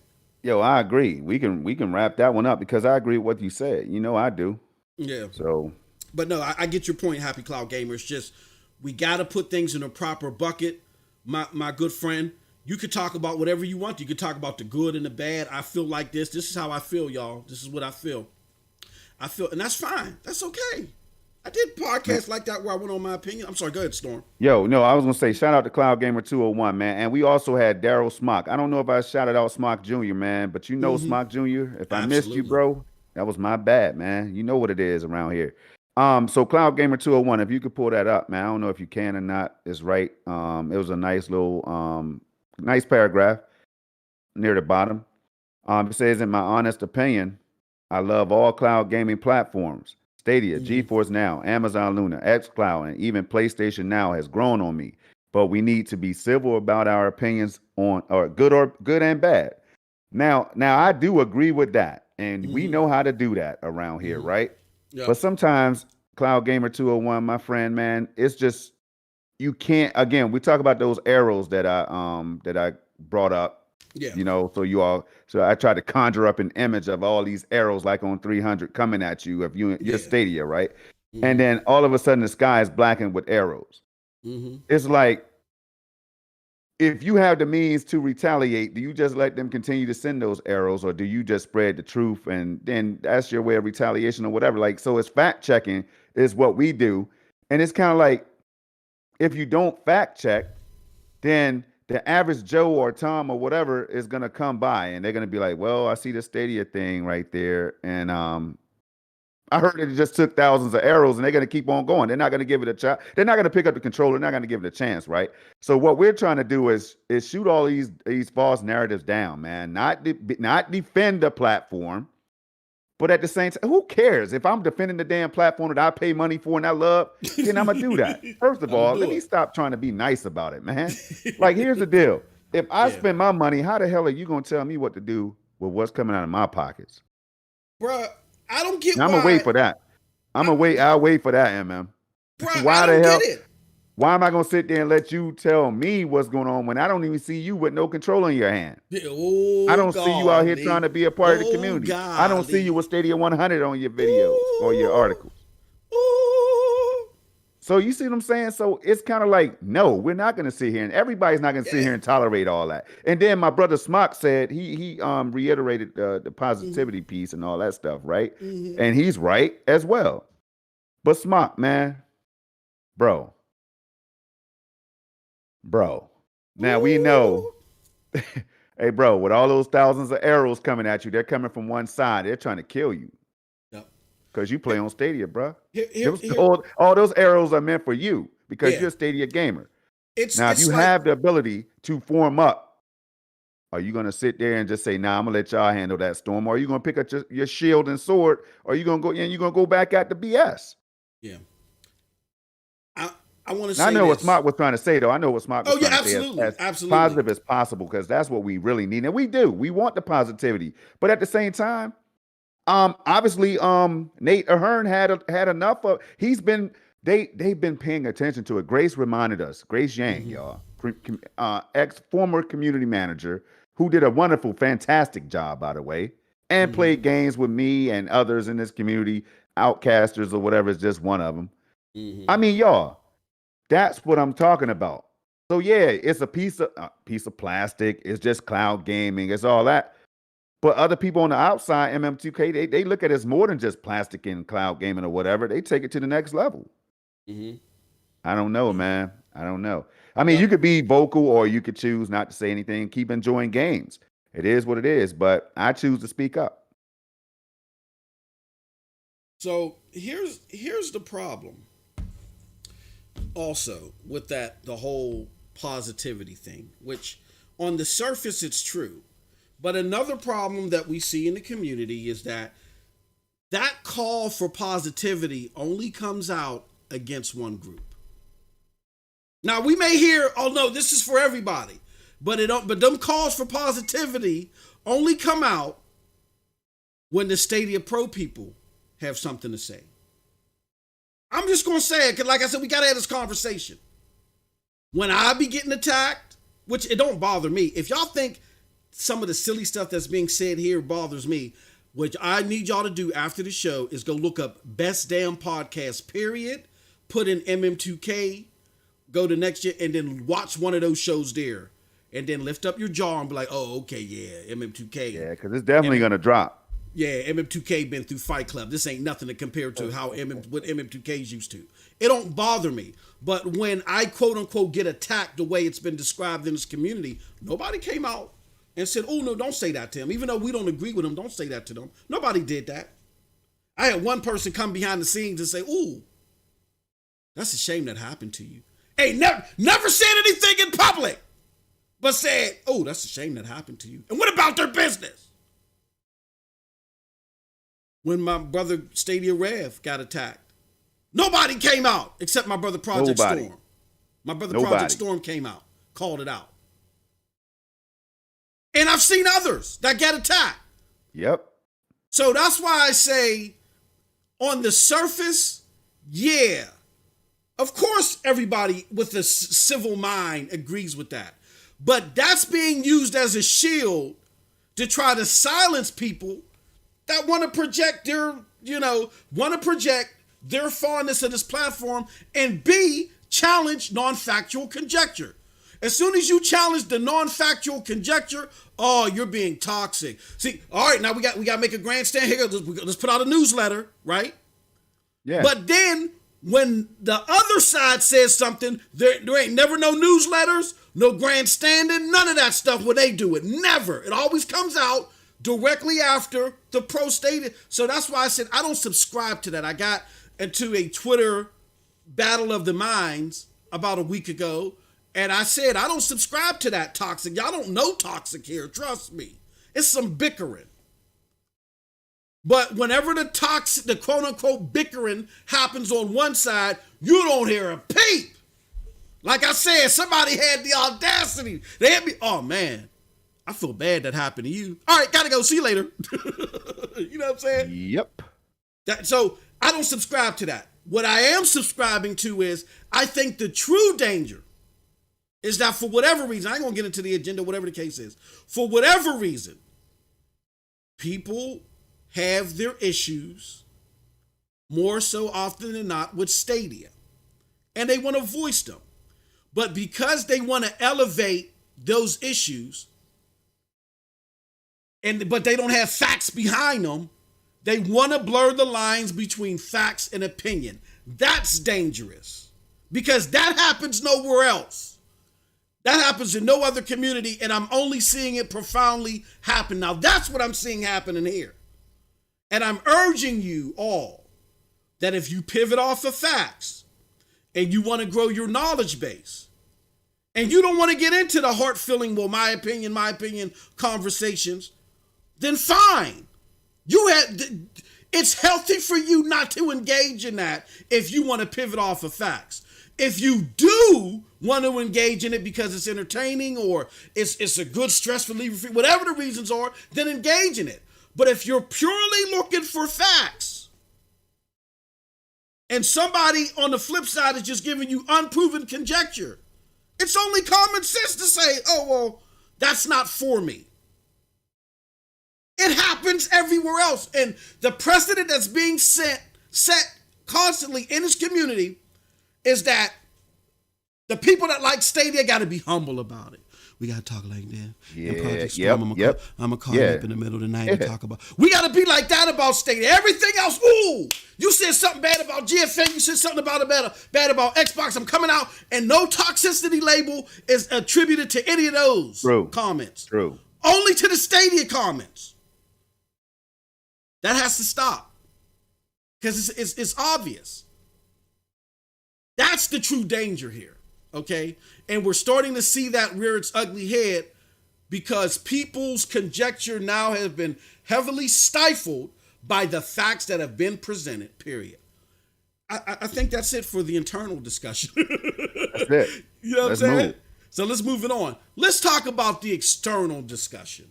All right. The external discussion is what it is, Storm. You know, you've talked about this. It is going to be what it is. But let me put something out there on the ethos real quick and get your thoughts about this. This is a tweet. I want to make sure that it's shown on the screen. Okay. This is a tweet that I had to put out here as well. Somebody in IGN's garbage article put, I feel like Google is trying to sell this technology to third parties, but they definitely have abandoned their Stadia as a game platform because they're listening to IGN, everything that IGN is saying. I had to respond, not true. Stadia spoke to why what they did in February, closed down SG&E, was to help reallocate resources so engineers can work more closely with devs. Also, former devs were let go in February. So what else to say? Here, my friend, do yourself a favor, read the article, not this trash. We've seen IGN come out and try to spin this. We've seen Kotaku come out with an opinion piece, but it's just so peculiar that they come out with a anti-Stadia, riddled opinion piece that they don't care to back up with any opinion. I mean, without any fact. Like, even in an opinion piece, just because it's an opinion piece, if you want to be taken seriously, even for your opinion piece, you say, here's where my opinions derive from. You know what I'm saying? Because you're putting an opinion out there that you want people to feel and you want people to coincide with at some degree. So you put out some fact. But no, They put out all this conjecture with no evidence at all, and so on and so on. And you have in other entities that are fighting back, that are angry, that people like me, you, John Scar, we're going to show you in a little bit, like Stadia, other entities that Google sat down with and gave their time to. Storm, why do you think these publications are acting like this about Stadia? We already talked about it. I think some of them could have their hands potentially in a pot with certain companies for advertising reasons or whatever, or they want to, because that's what it seems like when you take IGN, for example. You know what I mean? I don't know a damn soul personally from IGN, neither do half the chat, if not all the chat, right? But what I can say is that I can go to your site, and then when I go there, I depend on you to give me the best, most informative information possible, right? So, but when I go to IGN, and I have to use them for an example, because I want other people to do the same thing. Let me know if I'm going crazy. But I remember when Stadia as a new platform was released, I kept saying to you, my homie watched Kenny Die, you know what I'm saying, and others, Project Kill right here from Project Kill Gaming, and so many others, Man Ether and others, right? I was talking behind the scenes to these people, and I'm like, yo, man, why does it seem like IGN is not trying to cover Stadia at all? Like, they don't have a Stadia section. And I'm just throwing this out for the people, the people that know what I'm talking about. Maybe you could help out a little bit. Maybe you've seen this yourself, but if you go there today, IGN, I was on the site this morning. There's a list of things. They talked about some good, like when Stadia went free and all that. They did throw in some good articles in there, but it's overshadowed by all of the negative stuff, man. I mean, and that should not be the case because there's so many things.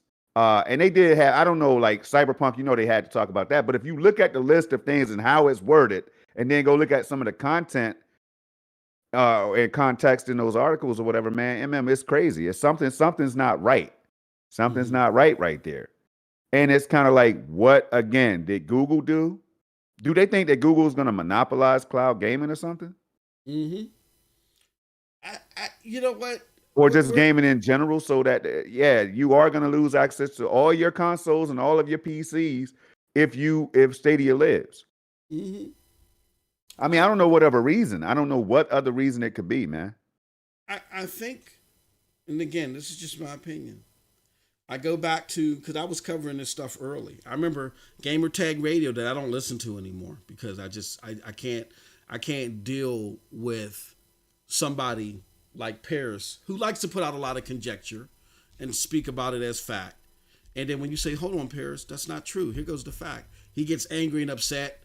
I said what I said and all this other stuff. You know what I'm saying? It's not right a good there. look. That's somebody I can't be talking to, man. Yeah, I can't. Yeah, I can't deal with. You gotta be able to have a discussion, man. Exactly. If you're going, because I'm gonna ask you, are you mad? Oh, you mad? Exactly. Yeah, you mad? You mad, bro? You know what I mean? Yeah, I can't deal with that. So I don't even listen to them anymore.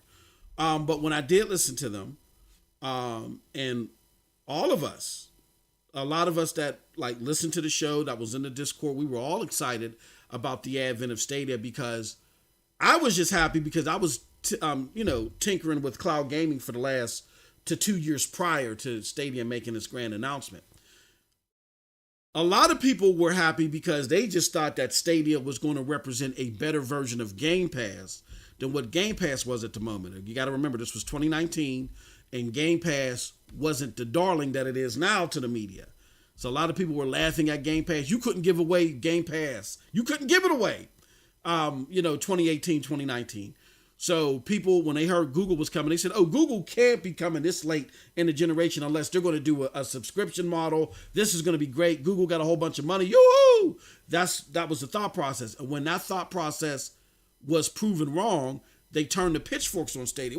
You're trying to be your own platform where like a console? Oh, hell no. And it never turned back. So I think people are fearful that Stadia is coming to take their consoles away. And all I say to that, Storm, is do your research, do some due diligence. If you did some due diligence, you would see that analysts, the people invested in these cloud platforms, all the people in the know, they don't expect cloud gaming to be a 4 to 8% business until 2027. We gotta stop this horse-ish. Stop it. There's even though streaming music Storm is predominant, and as far as listening to music, I can still go into Walmart today and buy any CD that I want if I really want it. CDs are not going, y'all. And cloud gaming, it has a long time before it becomes a norm. It will become a norm, and it will be a serious alternative to hardware. But it's not coming to take away your swag anytime soon. So y'all need to chill out. And by the time it does, y'all gonna want it. You know what I'm saying? They gonna want it. Just like people want to stream music. Remember people were fighting, oh man, I want my CDs and my DVD. Now people love streaming that stuff. And hopefully when it does become more mainstream, hopefully people will be able to look back and find us and say, these dinosaurs right here. Yeah, they got it. Man, they had it right a long time ago. Who are these guys for keeping it real? Absolutely. You know what I'm saying? To me, it's peculiar. I don't get it. But the reason why I don't get it is because I do my due diligence. We do our research here. We did our research and we discovered that cloud gaming ain't a threat to hardware. Y'all need to stop with all that trash. As my good friend Showstopper would say, stop that trash. Cloud gaming is not a threat to Daddy device gaming. So with that said, hold on one second here. I'm trying to pull up. I wanted to pull up this link for you, Storm. Here we go. We can find. Okay. Got you. Take your time. So here's something that really interested me. We're going to turn up the juice here. Hit the like button. We're about to get in our bag about this one. We promised you. Here it is. Because when you got that blue check mark next to your name, I don't go easy on you. I might dance around the tea leaves a little bit when it comes to internal stuff, because I get it. Y'all are newer to this, and sometimes I come off as attacking people. I understand. I'm very self-aware. Just like I had to address something in the chat. I don't attack people. I dig deep into notions. That's it. So if you guys put something in the chat and I'm getting revved up about it, it's not against y'all. If I'm calling your name out time and time, then yeah, I'm going in on you. But if I'm not calling your name and I'm just addressing the issue, it's just the issue that I'm talking about. And I'm talking about it at a larger scale. Oh, but when it comes to these blue checkmark people, oh, hell no. Because they abuse the optics that they have. The optics that they have is that people like this are the wiser people. They do their due diligence. They're the ones that are connected. So they're better. They're above the fray. So when they speak, it's, they speak louder. It's more profound. And I think they abuse the responsibility that they have that blue check mark and them high numbers come with. Who is this? This is Patrick. Check this out. Before you get into that, before we talk about Pat, you know what I mean? UKNW. Thank you for joining. Says if cloud gaming is a threat to console, that shouldn't matter anyway. All right. It's not like we individual players on Xbox or PlayStation. We should just go with whatever the most convenient form of the tech is, I guess. You know what I'm saying? Absolutely. I agree. But go ahead. I agree with that. Here's the thing. Patrick O'Rourke. Y'all don't know who he is. Let's see who Patrick O'Rourke is. Patrick O'Rourke is managing editor at Mobile Syrup.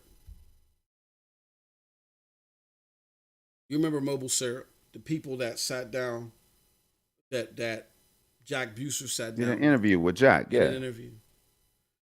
So my good brother John Scar. Let me throw this. Well, let me highlight this. Geek this before I get into this. Geek to Sneak with the $5 super chat. Thank you so much, my good brother. He says they want Google Stadia to be Sega Dreamcast so they can say later it was better before it's time. Exactly. They always want to give you your roses when you go on, Geek.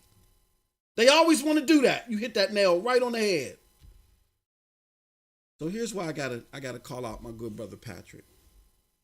So John, our good brother John Scar, went out and put a post out yesterday where he said, look, if you're sourcing Kotaku, and I'm paraphrasing it, you might want to think twice. It's going to affect your integrity because their integrity is tainted. He didn't mention Stadia because it's not just with Stadia. You go to Xbox, you go to my brother Tim Dog, you go to my brother J Dub, Porter Rock, you go across the board. Entity after entity, pocket of community members after pocket of community members will tell you that ever since Jason Schreier left, the integrity at Kotaku is gone. That was proven, Storm, when these mugs hopped on that fake tweet that the majority of the gaming community knew it was fake. And for those that maybe didn't have their morning Java yet, that fell for it, they didn't fall for it because they did what? Due diligence. Not Kotaku. They went out there and posted that fake article about Halo Infinite being pushed back again and had to come back and retract it and apologize and say, oh, we effed up. That was just a symbol of the times over there at Kotaku. So that's what my good brother John was alluding to. Was part of it associated to what they said about Stadia? Probably, likely so. But overall, Kotaku is not a source that you want to follow. They ain't broken Absolutely nothing. not. Exactly. So, in saying this, our good friend Patrick O'Rourke comes out here, and he's challenging John about that. And it's a fathomable, reasonable discussion. And I'm challenging as well what Patrick is saying because he's trying to make the argument that they are. He went and put out all these old articles, maybe one recent one where they did an interview with Phil Spencer, which of course they're going to be on their best behavior with Phil Spencer. They want the guy to come back, right? But we're talking about their articles. Their articles are full of just tabloid and just misinformation across the board. And they don't care about vetting their stuff. So we're challenging him on that. I guess he didn't like the odds. So he went back, got some friends from Mobile Syrup, and then they just started piling on John. And I'm like, what's going on here? I don't understand what's going on. Some had questioned me about some things. Where are your examples? Where are your examples? Now, again, if you're coming out staunchly to vouch for somebody, you should know who you're vouching for. If Project Storm comes to me and says, yo, I need you to say that I didn't murder this person when the police come, I'm going to say, oh, okay, Storm, but did you murder him? You know what I'm saying? Like, I'm at least going to ask, but like, hold on, what am I getting into, brother? I'm going to do some research. Not these cats. They came out here. They had no context, clues, or anything. They just started attacking John. It didn't make sense to me. I couldn't understand it until Mr. Patrick O'Rourke said this. And this is so fundamental to what we're discussing today. And I want y'all to see this because this is what the media thinks about you as a Stadia gamer. This is what they think about you. He says this to John. You obviously have a horse in this race and a close relationship with Google Stadia, given all the codes you give away. How can your followers trust your extremely pro-Stadia stance? Isn't that an agenda within itself?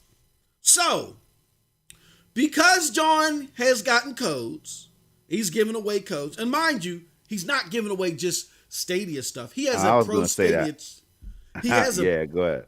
He has a pro Stadia channel, but he's giving away PlayStations, PS5s, PS5, all types of stuff. It just was recently that he decided, in support of the Stadia 100 hashtag and the fact that Stadia is his preferred platform, that he went full Stadia on his channel. He still does giveaways for every platform. But in Mr. O'Rourke's mind, because he gives away Stadia stuff, he's tainted. And I asked his colleagues, it's kind of funny tainted. Can they not give honest information because they like PlayStation? Can the people at IGN at Podcast Unlocked not give honest information about Xbox because they do an Xbox show and give away Xbox stuff? Like, again, why is it that Stadia, the standards for Stadia are always so different? My response to this, and I'm gonna shut up and get Storm thoughts, because this is crazy to me. But y'all need to see this because y'all need to know what they think about you. Here's what they think about you.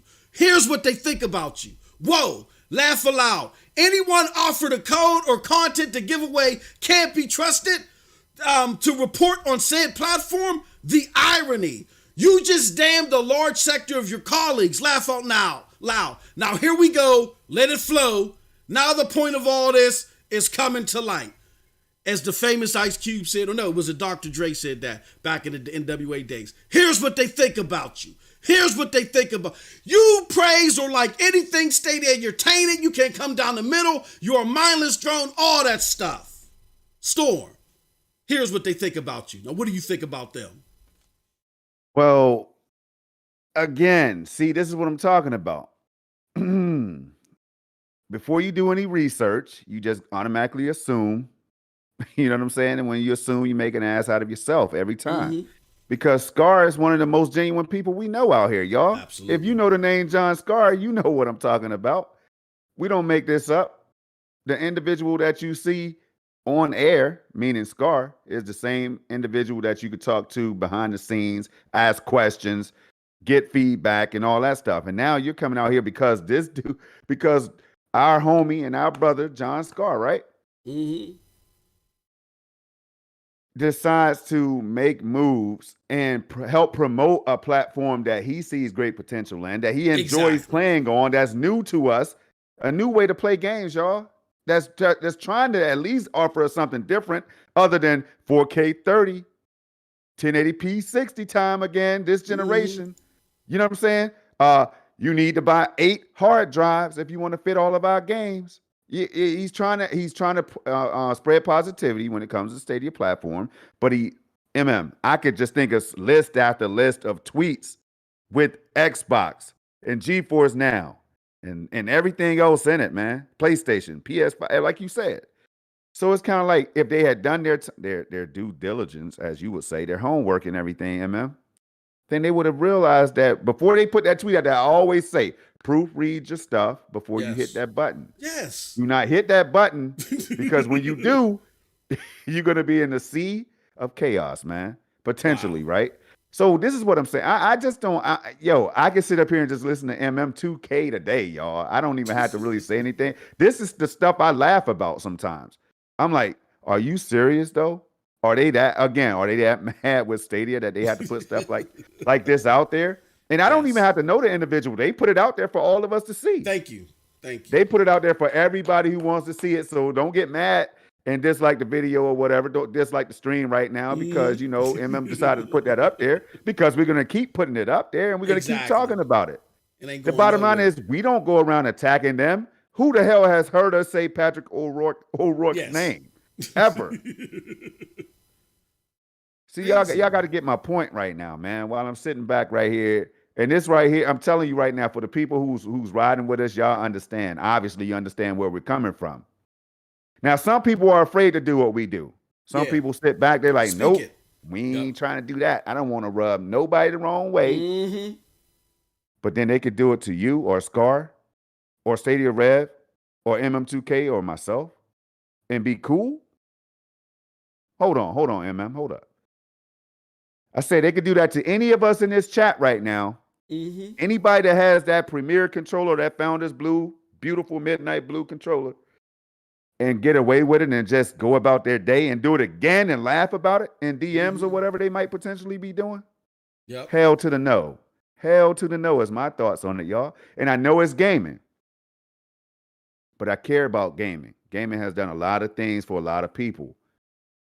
If you don't agree with that, you're not a gamer. I'll flat out tell you right now, I say it to your face. You're not a gamer if you don't believe that. Gaming is more than just clicking some thumbsticks like this right here. Yeah. You know what I'm saying? Gaming is more than just talking to somebody on the headset. Nah, man, gaming is a way of life for a lot of people. You get what I'm saying? Yep. So, and so much so that's why companies like Google, Amazon, and NVIDIA and everybody else is getting into Microsoft is getting into this in the first damn place, y'all. Into this cloud gaming piece. Yes. But then you had the Sonys, Nintendos, and everybody else that's been doing the hardware. Atari and all of that. Come on, man. So do we really have to have the conversation? I just answered my own question there, man. But come on, man. I'm trying to find it. Yo, it's funny though that it happens like this. It's so funny, and I told you it empowers me when I see stuff like this. This is why I don't really block people. You have to have done something drastic to either somebody from PNTS Network for me to block you. Like you Yeah. have to say something directly to me that's really offensive and would be offensive to everybody watching our content for me to block you. Like it's crazy. I don't know, y'all. I enjoy this stuff. I'm not gonna lie. I sit back and I read it and I laugh, man. I don't know why y'all get mad, I don't know why y'all take it to the limit of blocking people. It's hard for me to do that, man. But if you disrespect me, then it is what it is. The reason why I do it, which again, a lot of people may not decide to do it and may not want to do it, but there's a lot of people out there that want to bait you and they want to take away your time, your precious time. My time is precious. It's precious. And I'm a knee-jerk reaction person when it comes to informing people. And that's something I got to get over. And there's times to where people don't want to be informed. They just want to pick fights. So I got to do the best thing for myself. And a lot of times I mute them. But when they go through certain weirdo lengths to do weirdo activity, you're going to get blocked. Now, in most of the cases, the people that I block are the people that block me. I'm not going to play that game. If you block me, you're getting blocked for life. I don't care if you unblock me. Why? Because I've been doing this for too long. I've seen in too many instances, people block you. You don't block them back. You're like, I ain't worried about that. They come through one of your threads, say something. You go to respond, but you're blocked. We ain't gonna play that. You know they blocked you again. I ain't gonna play that game with you. You block me, I'm gonna block you back. Right. I get that. With that said, it's just that, but what Storm said, I can dig it. I get it. I get why he does that. It makes perfect sense. You can engage however you want to engage. And my message is to those people that'll say, nah, MM2K's way is the only way to do it. Nah, Storm's way is the only way to do it. No, it's however you want to engage. We could go back and forth and compare, but what I'm saying is that when it just connects back to the whole truth versus opinion stuff. If you're someone that comes to this platform for truth and you don't want to deal with all that conjecture, then you ain't got to do it because somebody's trying to shame you for liking Stadia and wanting facts about the platform. A lot of people just come to this because they just want the facts. They don't care about your opinion. Your opinion doesn't relate to them in the slightest. They just want to know more about the platform, and ain't nothing wrong with that. I want to read this one last thing, and then I think we'll move on. Yeah, go ahead. This is from the interview again, and this is from one of the, I believe, is this an analyst? No.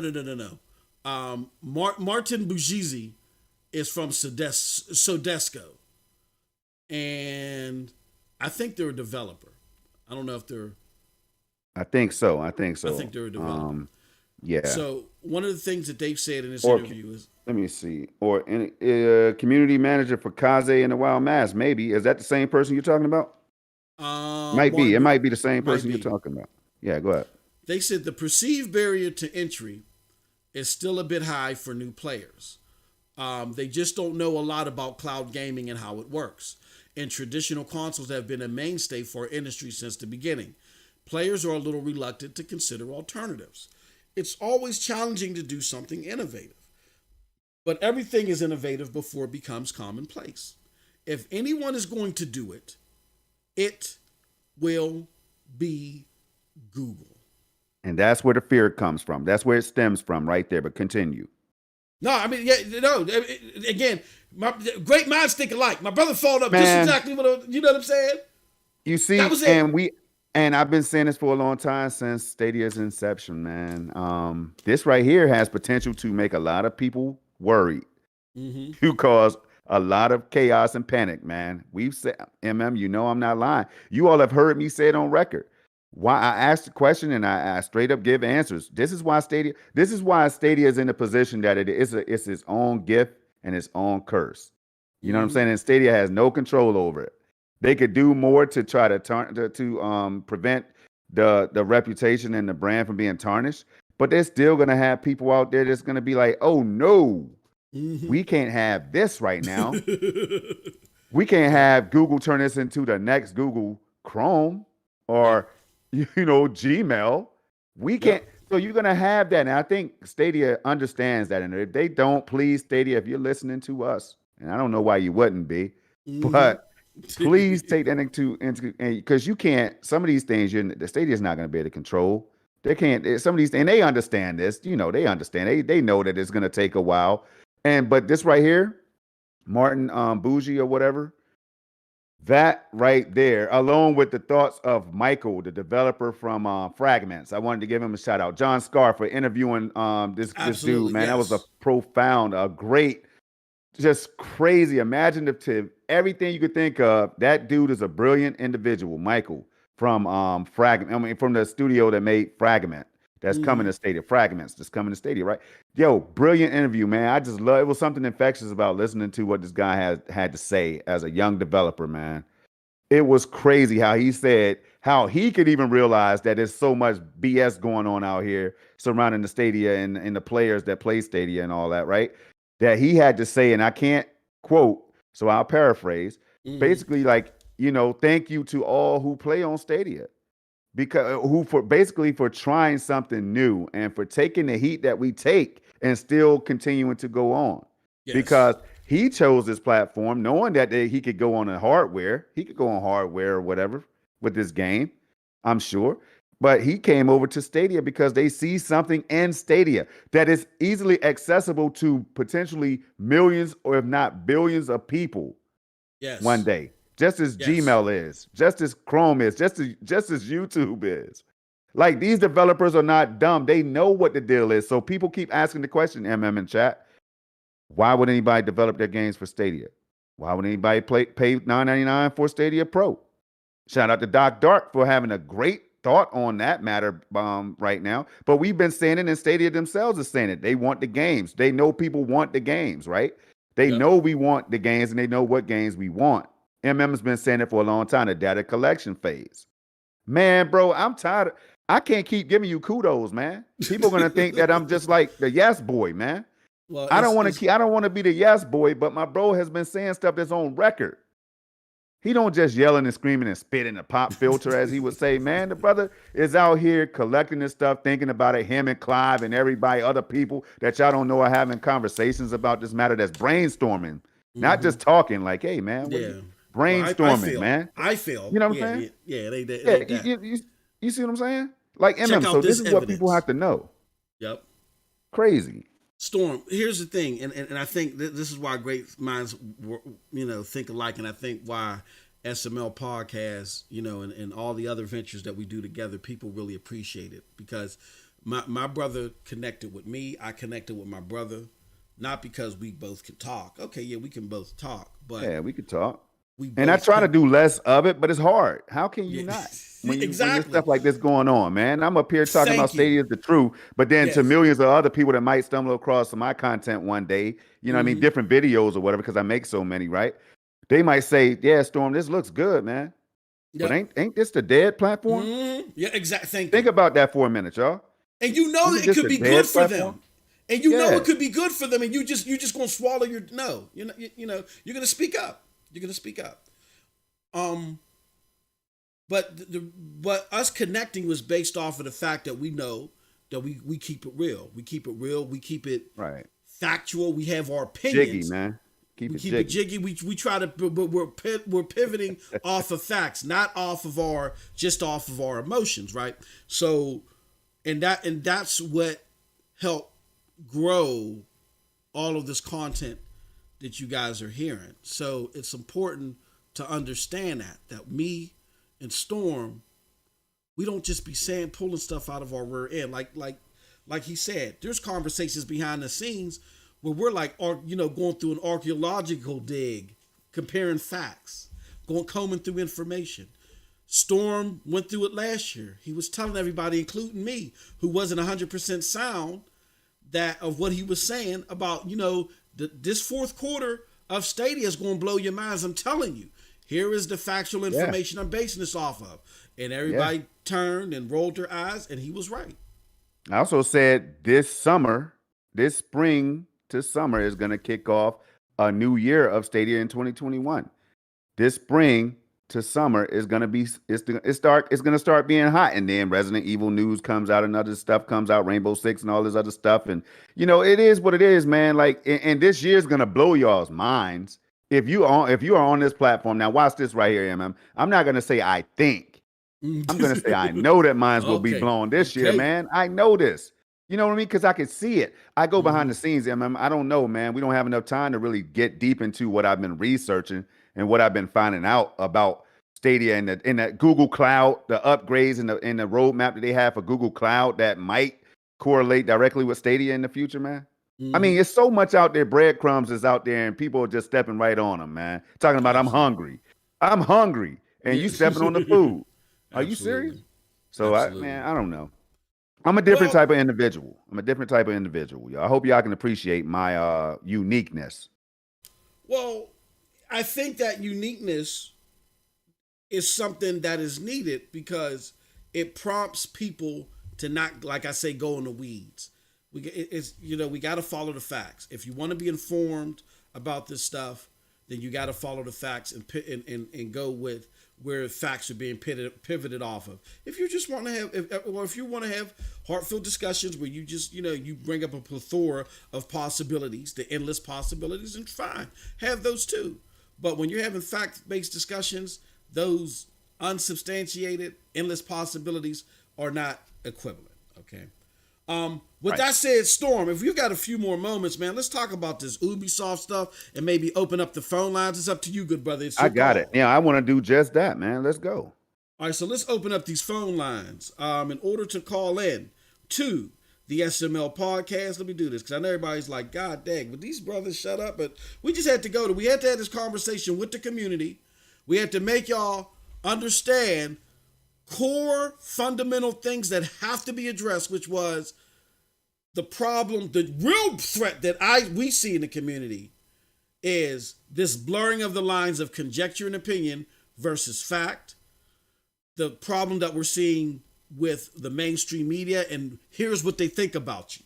Here's people getting attacked for giving out codes. Codes are given out for every platform. People take All the people time. that have preferences of other platforms seriously all the time. But when it happens with Stadia, oh no, a foul is amiss. No. And,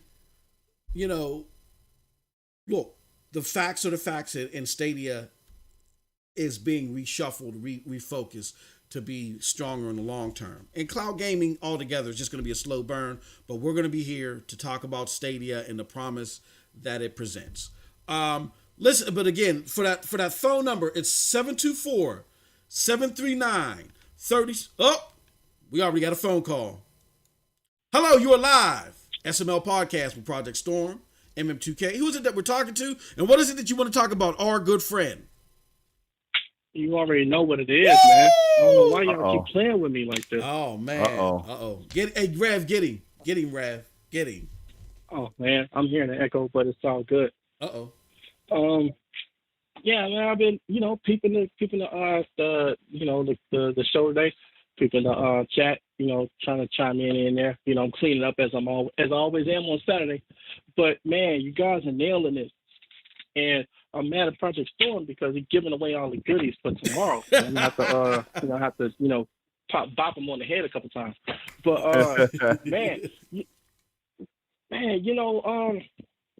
this whole week has just been crazy with this, with Nate, coming out saying what he had to say about about everything, and then the reaction to that has just been insane. Yeah. And the thing that really kills me is not even that stuff. It's the fact that people are still like heavily misinformed about what Stadia is, how it works, what it does, even though there's all levels of information about there from Stadia themselves, from people like you and us, where we just put the real information out there and let people make that decision. But the hostility towards not even hearing that information, it's like, God, man, I'm just like, it's just amazing the visceral reaction that people get when you mention the word Stadia in anything to these people. It's like Project said, what did Stadia do to you? Did it shoot your puppy or something? Like what's really happening out here? Like I was talking to somebody, and I'll get into this tomorrow on our show's project, but I was talking to somebody and all they had was information about what they heard, which was all untrue. And there's people that still believe that you have to pay for the sub to play your games, and it's just like, what? Like, that's been disproven years ago. Like, what are we even talking about here?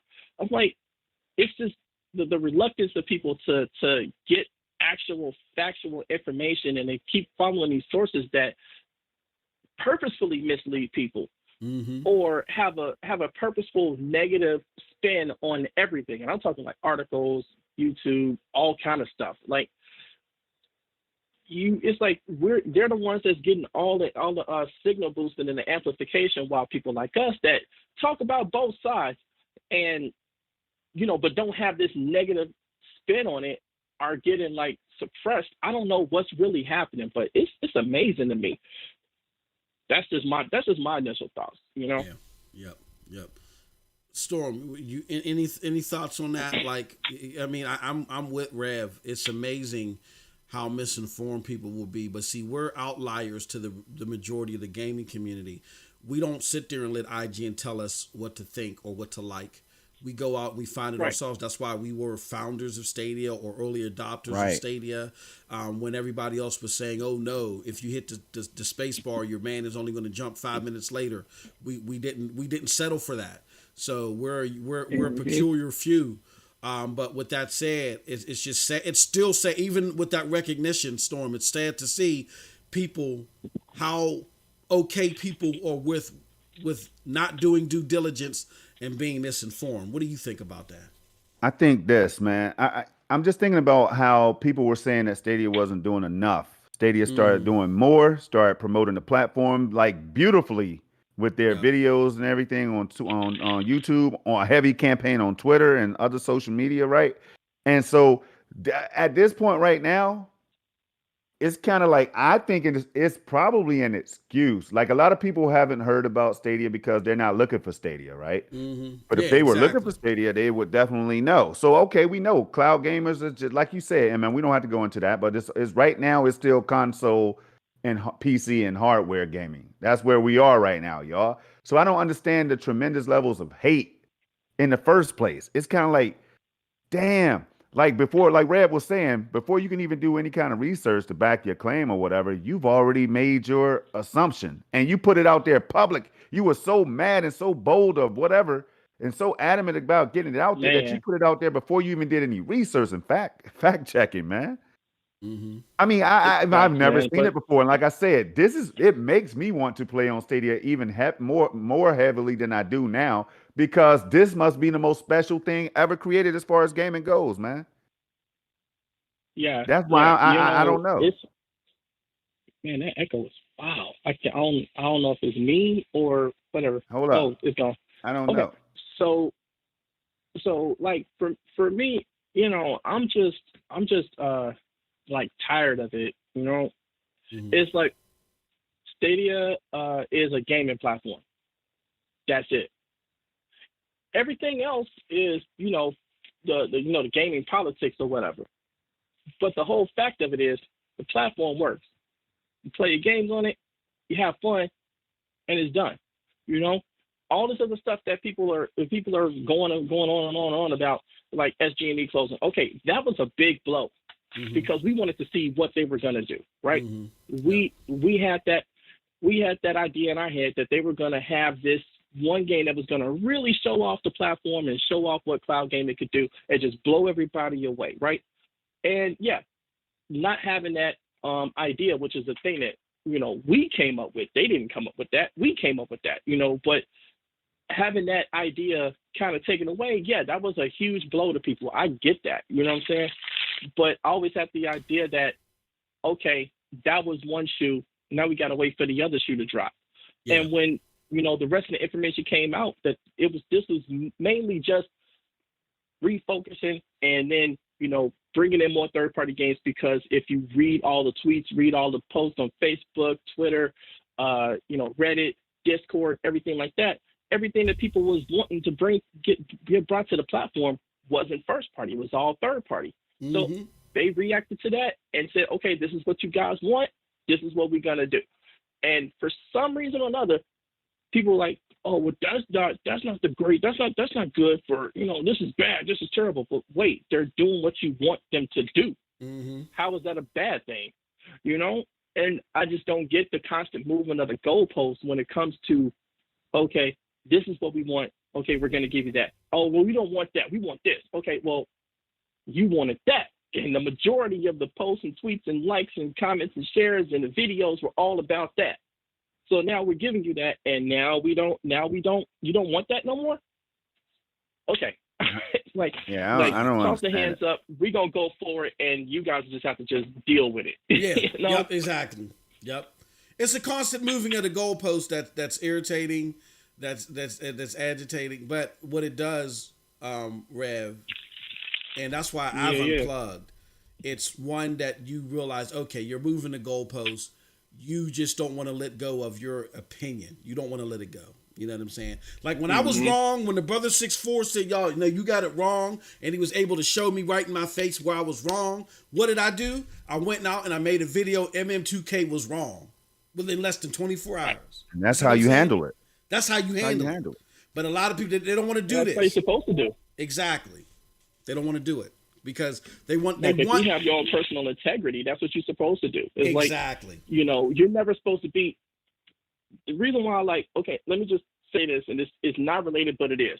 The reason why I like science so much is because things are theoretical until disproven, and then a new theory about things come about, right? Yep. So scientists and people like that in the scientific community are not opposed to having their ideas challenged and not opposed to having new information being presented, which adds on to whatever was done previously. That's how you progress. That's how you move forward. Like we have Einstein's theory of relativity. E equals mc squared. Energy equals mass times the square times the speed of light. But they added on to that where it's the theory of general relativity or something to that effect. But I'm not going to get into that. I'm just saying that the idea that was the standard for decades was then changed, and the scientific community didn't blow up and didn't, implode among itself. It just said, "Oh, okay, this is a new way of going about that," and that's that. So I don't understand how that doesn't happen when doesn't happen in other things, because people are so closed off to their opinions, and it's like you should be open to having your opinions changed based on new factual information. Mm-hmm. You should never be so rigid in the fact that you know what you know, and then that's it, because you don't progress as a person, and that's just in general, not just in gaming. I'm just saying. The problem is that when it comes to gaming, it's with other Google, and this is what Google had to learn, and everybody has growing pains. Xbox had them, PlayStation, Nintendo had them, whatever. But Google's used to being able to put a product out there and then the nerds push it. Oh, this has got the 7 nanometer chip, this, and all that other stuff, because they're educated. And all of that information that you just shared with us, Rev, is relevant to their thought process. Gamers aren't like that. But to be honest, the majority of gamers, the overwhelming majority of gamers, the gamers that just pick up 2 games a year, that's already been proven. The majority of them they are the least educated tech-wise about the tech that they're investing in. Gamers are.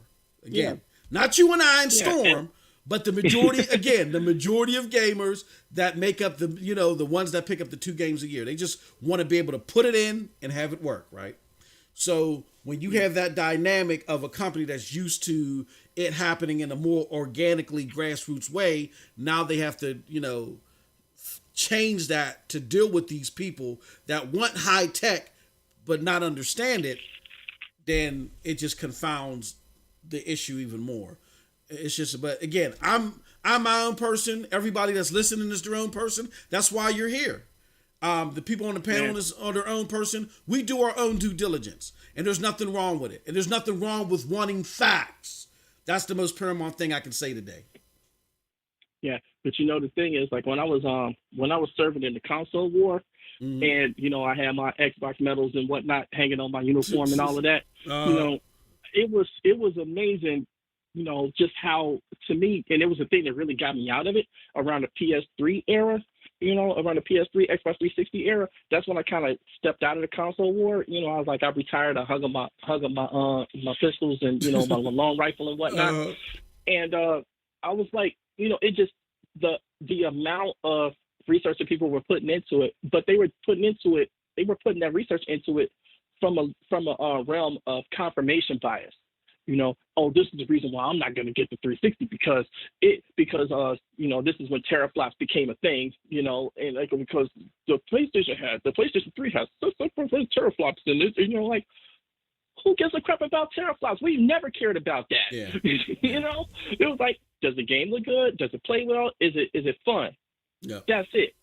But now, the Xbox 360 only has 4.2 teraflops, and the PlayStation 3 has 5.7 teraflops. That makes the PlayStation 3 better. Like, really? No, that was settled by the doggone HD DVD Blu-ray war. You know what I'm saying? But the whole thing is like people would just that was to me like the beginning of it. With where we are right now. And the console war and the toxicity and all the type of stuff that we see today going on, like because I was told I was blessed on the mic for Stadia, yesterday. I thought that was funny, but but still, it's like, God, you guys are so close to the fact that things change, new technology happens, and us being gamers, we're on the front lines of new technology. That's where they really introduce a lot of different new technological ideas through gaming, because we're going to try the stuff out anyway, because we're embedded into this whole process. I don't know. That's just me. I can't really, I can't really go on no further about that. I just, my thoughts on that, No, I appreciate it, Rev. Hey, brother, again, all profound as usual. Can't wait for the show tomorrow. You and Storm are going to tear it up. So again, tune in 11 a.m. Eastern Standard Time. Whose channel is it going to be on this week? It's going to be on Project Storm channel, and I'm taking him off channel. the leash. I'm just going to let him I ain't going to say nothing the whole show. I'm going to let Storm just do his thing. I used to try to keep a handle on him, but nope. I'm going to say, Storm, get him. Like Meth and Red, get him. Just going. Nah, I'm playing. We gonna chop it up. We gonna have a good time. Yeah, this is gonna be a hell of a show tomorrow, man. I can't wait. Yes, I can't wait. Definitely. Yes, we took a week off for Mother's Day, so we coming that harder than ever now. Absolutely. If you want the unfiltered raw juice, check out my brothers, Revolutionary Storm, Aaron on Project Storm's channel. Hey, Rev, thank you for calling in, good brother. Thank you so much, man. Yes, sir. All right. Always. Peace. Yeah, man. I mean, yeah, we are behind the curve when it comes to technology. Storm, the average gamer is, but a lot of this stuff it's just too silly, man. It's just too silly. Yeah. But I know you guys are gonna chop it up, tomorrow. Let's talk about this. Before we go, real quick, I just want to bring this up because we didn't get a chance to talk about it on SSC like the way we wanted to. Ubisoft announces Rainbow Six Siege for Honor and more coming to Stadia. Shout out to the good friends at 9 to 5 Google, where they, talked about what was mentioned on the conference call. Where Ubisoft doubles down on Stadia, man. I mean, again, more evidence against the narrative, the unproven narrative that Stadia is getting ready to close down. You got developers and companies that are not in the know as much as Google is, that are confident enough to say, oh no, we need to hire and create more positions for this platform. That to me, and I still feel this way even after what I heard and said, to me, that's bigger than anything Stadia could say at the moment, because again, your partners have that much faith that they're willing to make that investment. What do you think about that, Storm? I think it's more icing on the Stadia longevity cake. You know what I mean? Whenever you see a company of that has the magnitude of Ubisoft, right, man? We're talking about Ubisoft, owners of one of the best ports on the platform. Yes. And I'm talking about Division 2 that's been around for a long time, man. That's one of the first games we were playing and praising on this platform. For them to see something in Stadia, right? For Stadia to be able to form a relationship like that, You know what I mean? That level of a bond or whatever, this early on in this platform's life cycle, MM2K, it should speak volumes to the other publishers and developers out there. Like, hey, this could definitely be you as well. Now you see EA is coming in. It MM. What it doesn't do is it doesn't make me think that Stadia is going away anytime soon. That's what it doesn't do.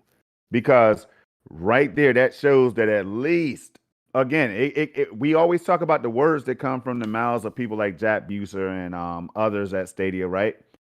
I go by those words until they give me a reason not to trust what they're saying. And I'm not talking about how people thought that they were being misinformed and there was false advertisement and all that stuff. I'm not talking about that because I got enough clarity from Phil Harrison on down that I was set. I didn't understand where a lot of that stuff was coming from. They never told me Call of Duty was going to be on the platform. They never told me that, you know what I'm saying, Grand Theft Auto was coming. So all the things that really piss people off these days didn't really bother me because I listened to what they had to say. And so far, they are right a high percentage of the time. You know, they're delivering those features that they promised. They didn't give anybody a timeline on this date in May. We're going to drop this right here, Rainbow Six Siege, May 18th. They didn't tell anybody anything like that, right? So I like how they operate right now. It's a young platform. They seem to be learning. They made a shift early on. It seems like more of a reason to invest more of my money and time into this platform. Now you couple that, you pair all that stuff or bundle all that with the Ubisoft announcement. Man, are you serious? And then you think about the game that I mentioned, the standalone DLC or game or whatever it's going to be with Division Heartland or whatever it's called, right? You think about the fact that that's going to be coming and it's already listed, and Stadia is early on listed in that group amongst Xbox, PlayStation, PC, and everything else, man. Early on, man. This is what I'm talking about. Ubisoft believes in Stadia. Why don't you? Yep, exactly. It's just like, and that's the crux of it is, if you want to just have a matter of fact conversation, that's one thing. But too many people want you to elevate their opinions to facts. I know I've said that 1,000 times. So in order for you to, because I have this discussion all the time behind the scenes with my brothers, my Broadband Bully brothers and all the other high profile YouTube content creators that I deal with on a regular. And I say, okay, so what you want me to do is ignore what Phil Harrison said, what Native Hearn said when they landed the Resident Evil bundle deal, that he said we were working the last few weeks to make this happen, meaning that they're still progressively working. You want me to ignore the fact that, you know what I mean, that Outriders went from later to day and date, launched with problems, but again, they still worked to push that date up. You want me to ignore the fact that Hitman landed day and date. The game looked good. Resident Evil looks great, looks fantastic. And they said they got more deals working and so on and so on. You want me to ignore the fact that they were able to land deals that Xbox has been working on since 2014 and couldn't land with Japanese developers. Man. Stadia got those NIS America games on there, the Ease 8 and the Trail Cold Wars and all them. Xbox has been trying to get them for years. You want me to ignore all that? And then now we got Ubisoft making investments. You want me to ignore all these facts presented by people in the know to listen to you? To listen to you. If that isn't a superiority complex, that's what it comes down to. It's been that way for a long time, man. I mean, you know, I don't mean to cut you off, but it's been that way for a while, man. And this is why I enjoy it. I enjoy it, man. I can't because it baffles me. You know, when something just baffles you, you can't help but laugh. Like, it's a natural reaction to laugh, man. You're like, are you serious right now? Yes, like, exactly. Serious? Like, that's how I feel, like, constantly. When and again, I am going to play the games that I have. Right? The platform needs more games. We've said that a million times. I just made it 1,000,001. The platform need more games. Stadia said that themselves. Everybody in the world knows it. The platform is getting more games every month. Every month, different games that people like to play, sometimes in the millions, are coming to this platform, y'all. So with that being said, I'm good. I'm so good that I could consider I could sell my hardware, not my 3080, not my PC, but I need that because, woo, is that helping with cloud gaming? Man, can they work together? Can they coexist in the same place? Well, you're learning that right now from Project Storm. They work together. They're designed to work together. In fact, because all Stadia is a bunch of souped up PCs that's in the cloud, y'all, at these data centers or whatever.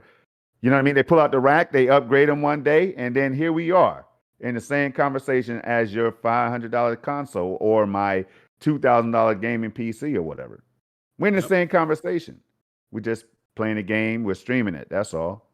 That's all we're doing with the same internet that people use to play Warzone and all your other favorite games. Wow. Absolutely. One last one. So let me see if I can find it. Oh no. Did I lose it? Hold on. Let me go back to this video.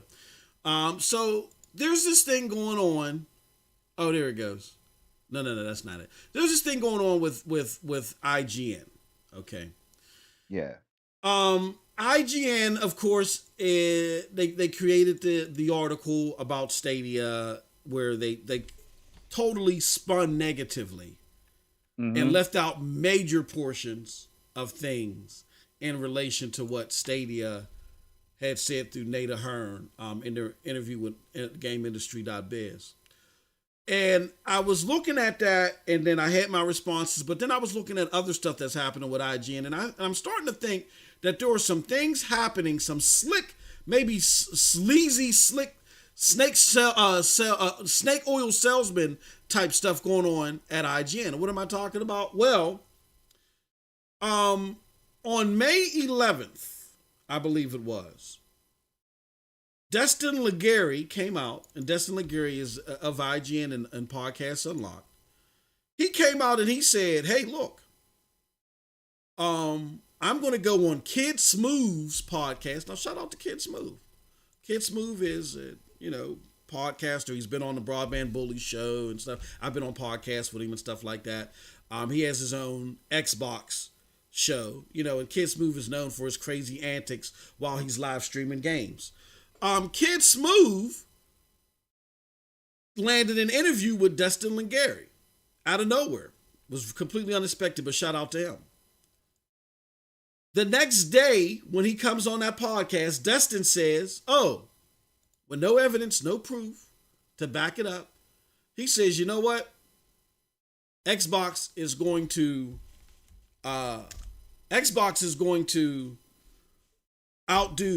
outperform PlayStation, this generation. And I originally just thought he was just trying to brown nose and cater to the Xbox crowd that was in Kid Smooth's podcast. But then I was listening to it more, and he was like, yeah, if you look at information, which isn't true. Again, not to say that Xbox is doing bad, but the gap between Xbox and PlayStation is widening. They went from being behind $6 billion in revenue to being behind $10 billion. All this information was leaked out during the Epic versus Apple court battle that put more into question about how close can Xbox get to PlayStation, all this. So really everything to the contrary was proven. But that wasn't it. Now I got it. Let me put it up here on the screen. But that wasn't it, Storm. Then you had other people at IGN, Zachary Ryan, that goes out. He puts out a pro Xbox tweet, which not a problem. That's fine. Ain't nothing wrong with it. If you like it, I love it. But then his colleague, a few minutes later, goes and puts out this pro Xbox, very anti-PlayStation 5 tweet. You know what I'm saying? And if you watch rhetoric at IGN, they're very pro Xbox. So again, you have Destin Legary. This is all happening within the same time. Destin Legary on Kid Smooth's podcast, really giving false information about the trajectory between Xbox and PlayStation. And then you have IGN contributors now going on this pro Xbox kick, all within the same hour. So could it be, because we've seen this in the past, Storm, where content publications have been persuaded behind the scenes to lean one way or another?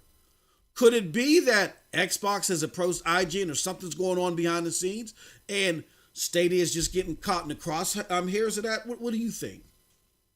It looks like that. I mean, there's been buzz before about how IGN, people thought that IGN and others, especially Digital Foundry, they've been in that talk, you know what I'm saying, has been bought by either Sony or Xbox or whatever the case is. So people have been thinking this. So it's right in line with what like several people have been thinking in the first place.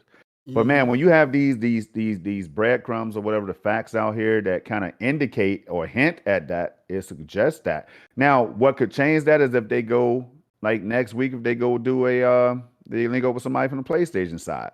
You know what I'm saying? Like that could counter that. It can make it more fair or whatever and reasonable. But I don't know, man. I don't know. I'm not against it. Moves happen all the time. So I just don't. It's just what you don't want to see a Stadia be caught up in the whole thing. MM2K, like why does Stadia have to be it's not direct competition to any of these consoles, and I know people think that. Right? They thought that that's what Stadia was trying to imply when they first came out. In my opinion, I think that Stadia was just trying to show you what you could be doing a different way. I think that was their motive. They never said, "Hey, we're out to make the consoles extinct." They never said that. I mean, it's just so people. I don't know, man, but this right here is very suspect. It's suspect, man. Suspect. The whole damn word, not suspect. So I don't know. I'm gonna look more into it. I'll be keeping my eyes on the whole thing to see how it unfolds, though, because that is kind of suspicious, and you brought it to my attention first. So, man, we'll be talking. I'm gonna shout out to God Hero 25. Now, brother, I'm gonna warn you first.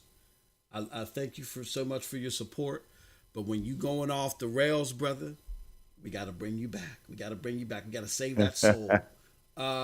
What he put up here? Because I just caught it. He says, where was it at? I just saw it. And I think I'm close looking. Out. Yeah, I'm looking. I don't know. I was looking at the EA stuff or whatever. Yeah. He was talking about Ubisoft. He says Ubisoft is overrated. He says that we focus too much on Ubisoft and they're overrated. He says they're like the junior EA trying to beat their dad EA on being the best at being hated by the gaming community. Brother, I urge you to not just listen to MM2K. I had this conversation with somebody behind the scenes, but not you, God Hero. You just in the chat, brother. And then when I say just, I don't mean like it's belittling you or anything. We urge your support. I had a conversation with a content creator. I said, look, if you're going to come in my chat and object to what I'm saying, make sure that you're doing it off the basis of fact, because they were in the chat objecting to something. And so then I showed them behind the scenes where they were completely wrong. And they were like, oh, well, I'll give that to you. I didn't know any wiser. You can't come out like that. If you're going to be so staunch about something, you better do your research. You know what I'm saying? So, because here in the MM2, now I was nice to that content because they were content creator. You know what I'm saying? So I gave them a little pass.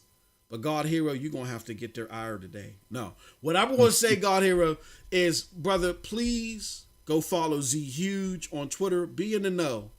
You may not like Ubisoft, and a lot of people don't. But they destroyed it this past holiday season. They murdered it. Murdered them. They killed it. So they're not just some run-of-the-mill company. They had a bad year in 2019, but since then they've been killing it, and they definitely killed it with not only just Ubisoft Plus, but with Assassin's Creed Valhalla, that was the fastest growing Assassin's Creed ever. Watchdog Legions, and with I can't believe Immortals, Phoenix Rising, and all that stuff. Immortals, yeah. They killed it. Scott Pilgrim, they killed it. They murdered them. So you guys got to get in tune with Main Street. Go follow Z Huge, one of the main gaming analysts out there. That would have saved me calling you out, good brother. But I love you nonetheless. Shout out to our good brother God Hero. God Hero knows what's up. He knows. Yeah, he knows what's up, man. He got it. He like, man, I got thin. I got skin thicker than this. With that said, we want to thank you all for joining us today. Hell of a show. Especially Man, Christopher Torres, who just came Christopher in. He said, I'm listening. You Torres. know what I'm saying? Torres in the building. All right. All right. All right. All right. With that said, thank you, Torres. Thank you all for coming through. Hey, Storm, before we go, let people know where they can find you, good brother.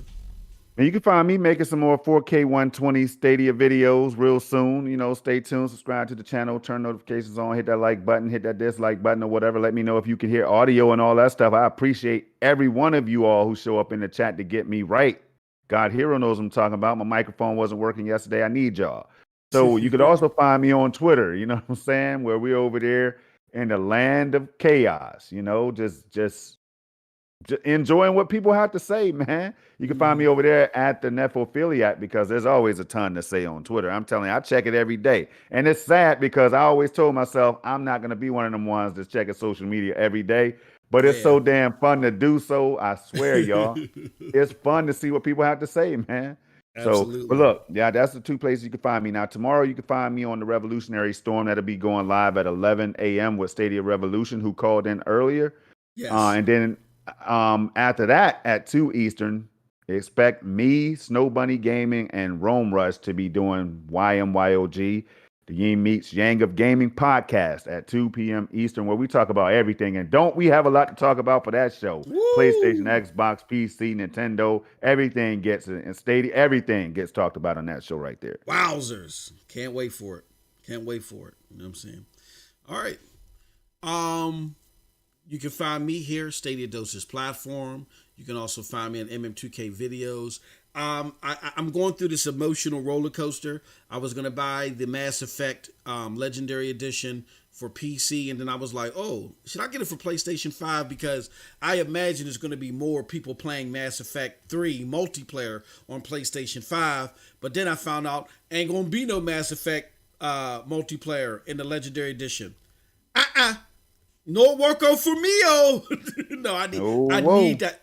Yeah, I can't do it. No, that's of my favorite parts of the whole Mass Effect trilogy. That was so ingeniously built. But with that being said, I don't know. I might just give in and get it anyway. So you'll catch streams of that over there on that channel. And then I'm looking to do some more Outrider stuff over there too. But definitely you can. Speaking of that, I was just thinking about it. Now that you mentioned, I got to cut you off, bro. Did Outriders get the patch yet or not for Stadia? Because I want to buy that. Well, they got an original patch for Stadia that was just to lay the groundwork, and there's supposed to be a subsequent patch coming that's going to fix things on the out end. Okay, all right. So I saw some buzz that was out. Okay, yeah, that's it exactly. But yeah, catch me on this platform. Catch me on Stadia Dosage streams and all that good stuff. And you know, we're gonna be doing this Thursday. We're gonna be doing a commission. It'll be coming back. Hopefully, we're gonna have a nice, robust panel. Stay tuned for that. With that said, that's it from your boy MM2K Project Storm. Thank you all for coming, and as always, you have a wonderful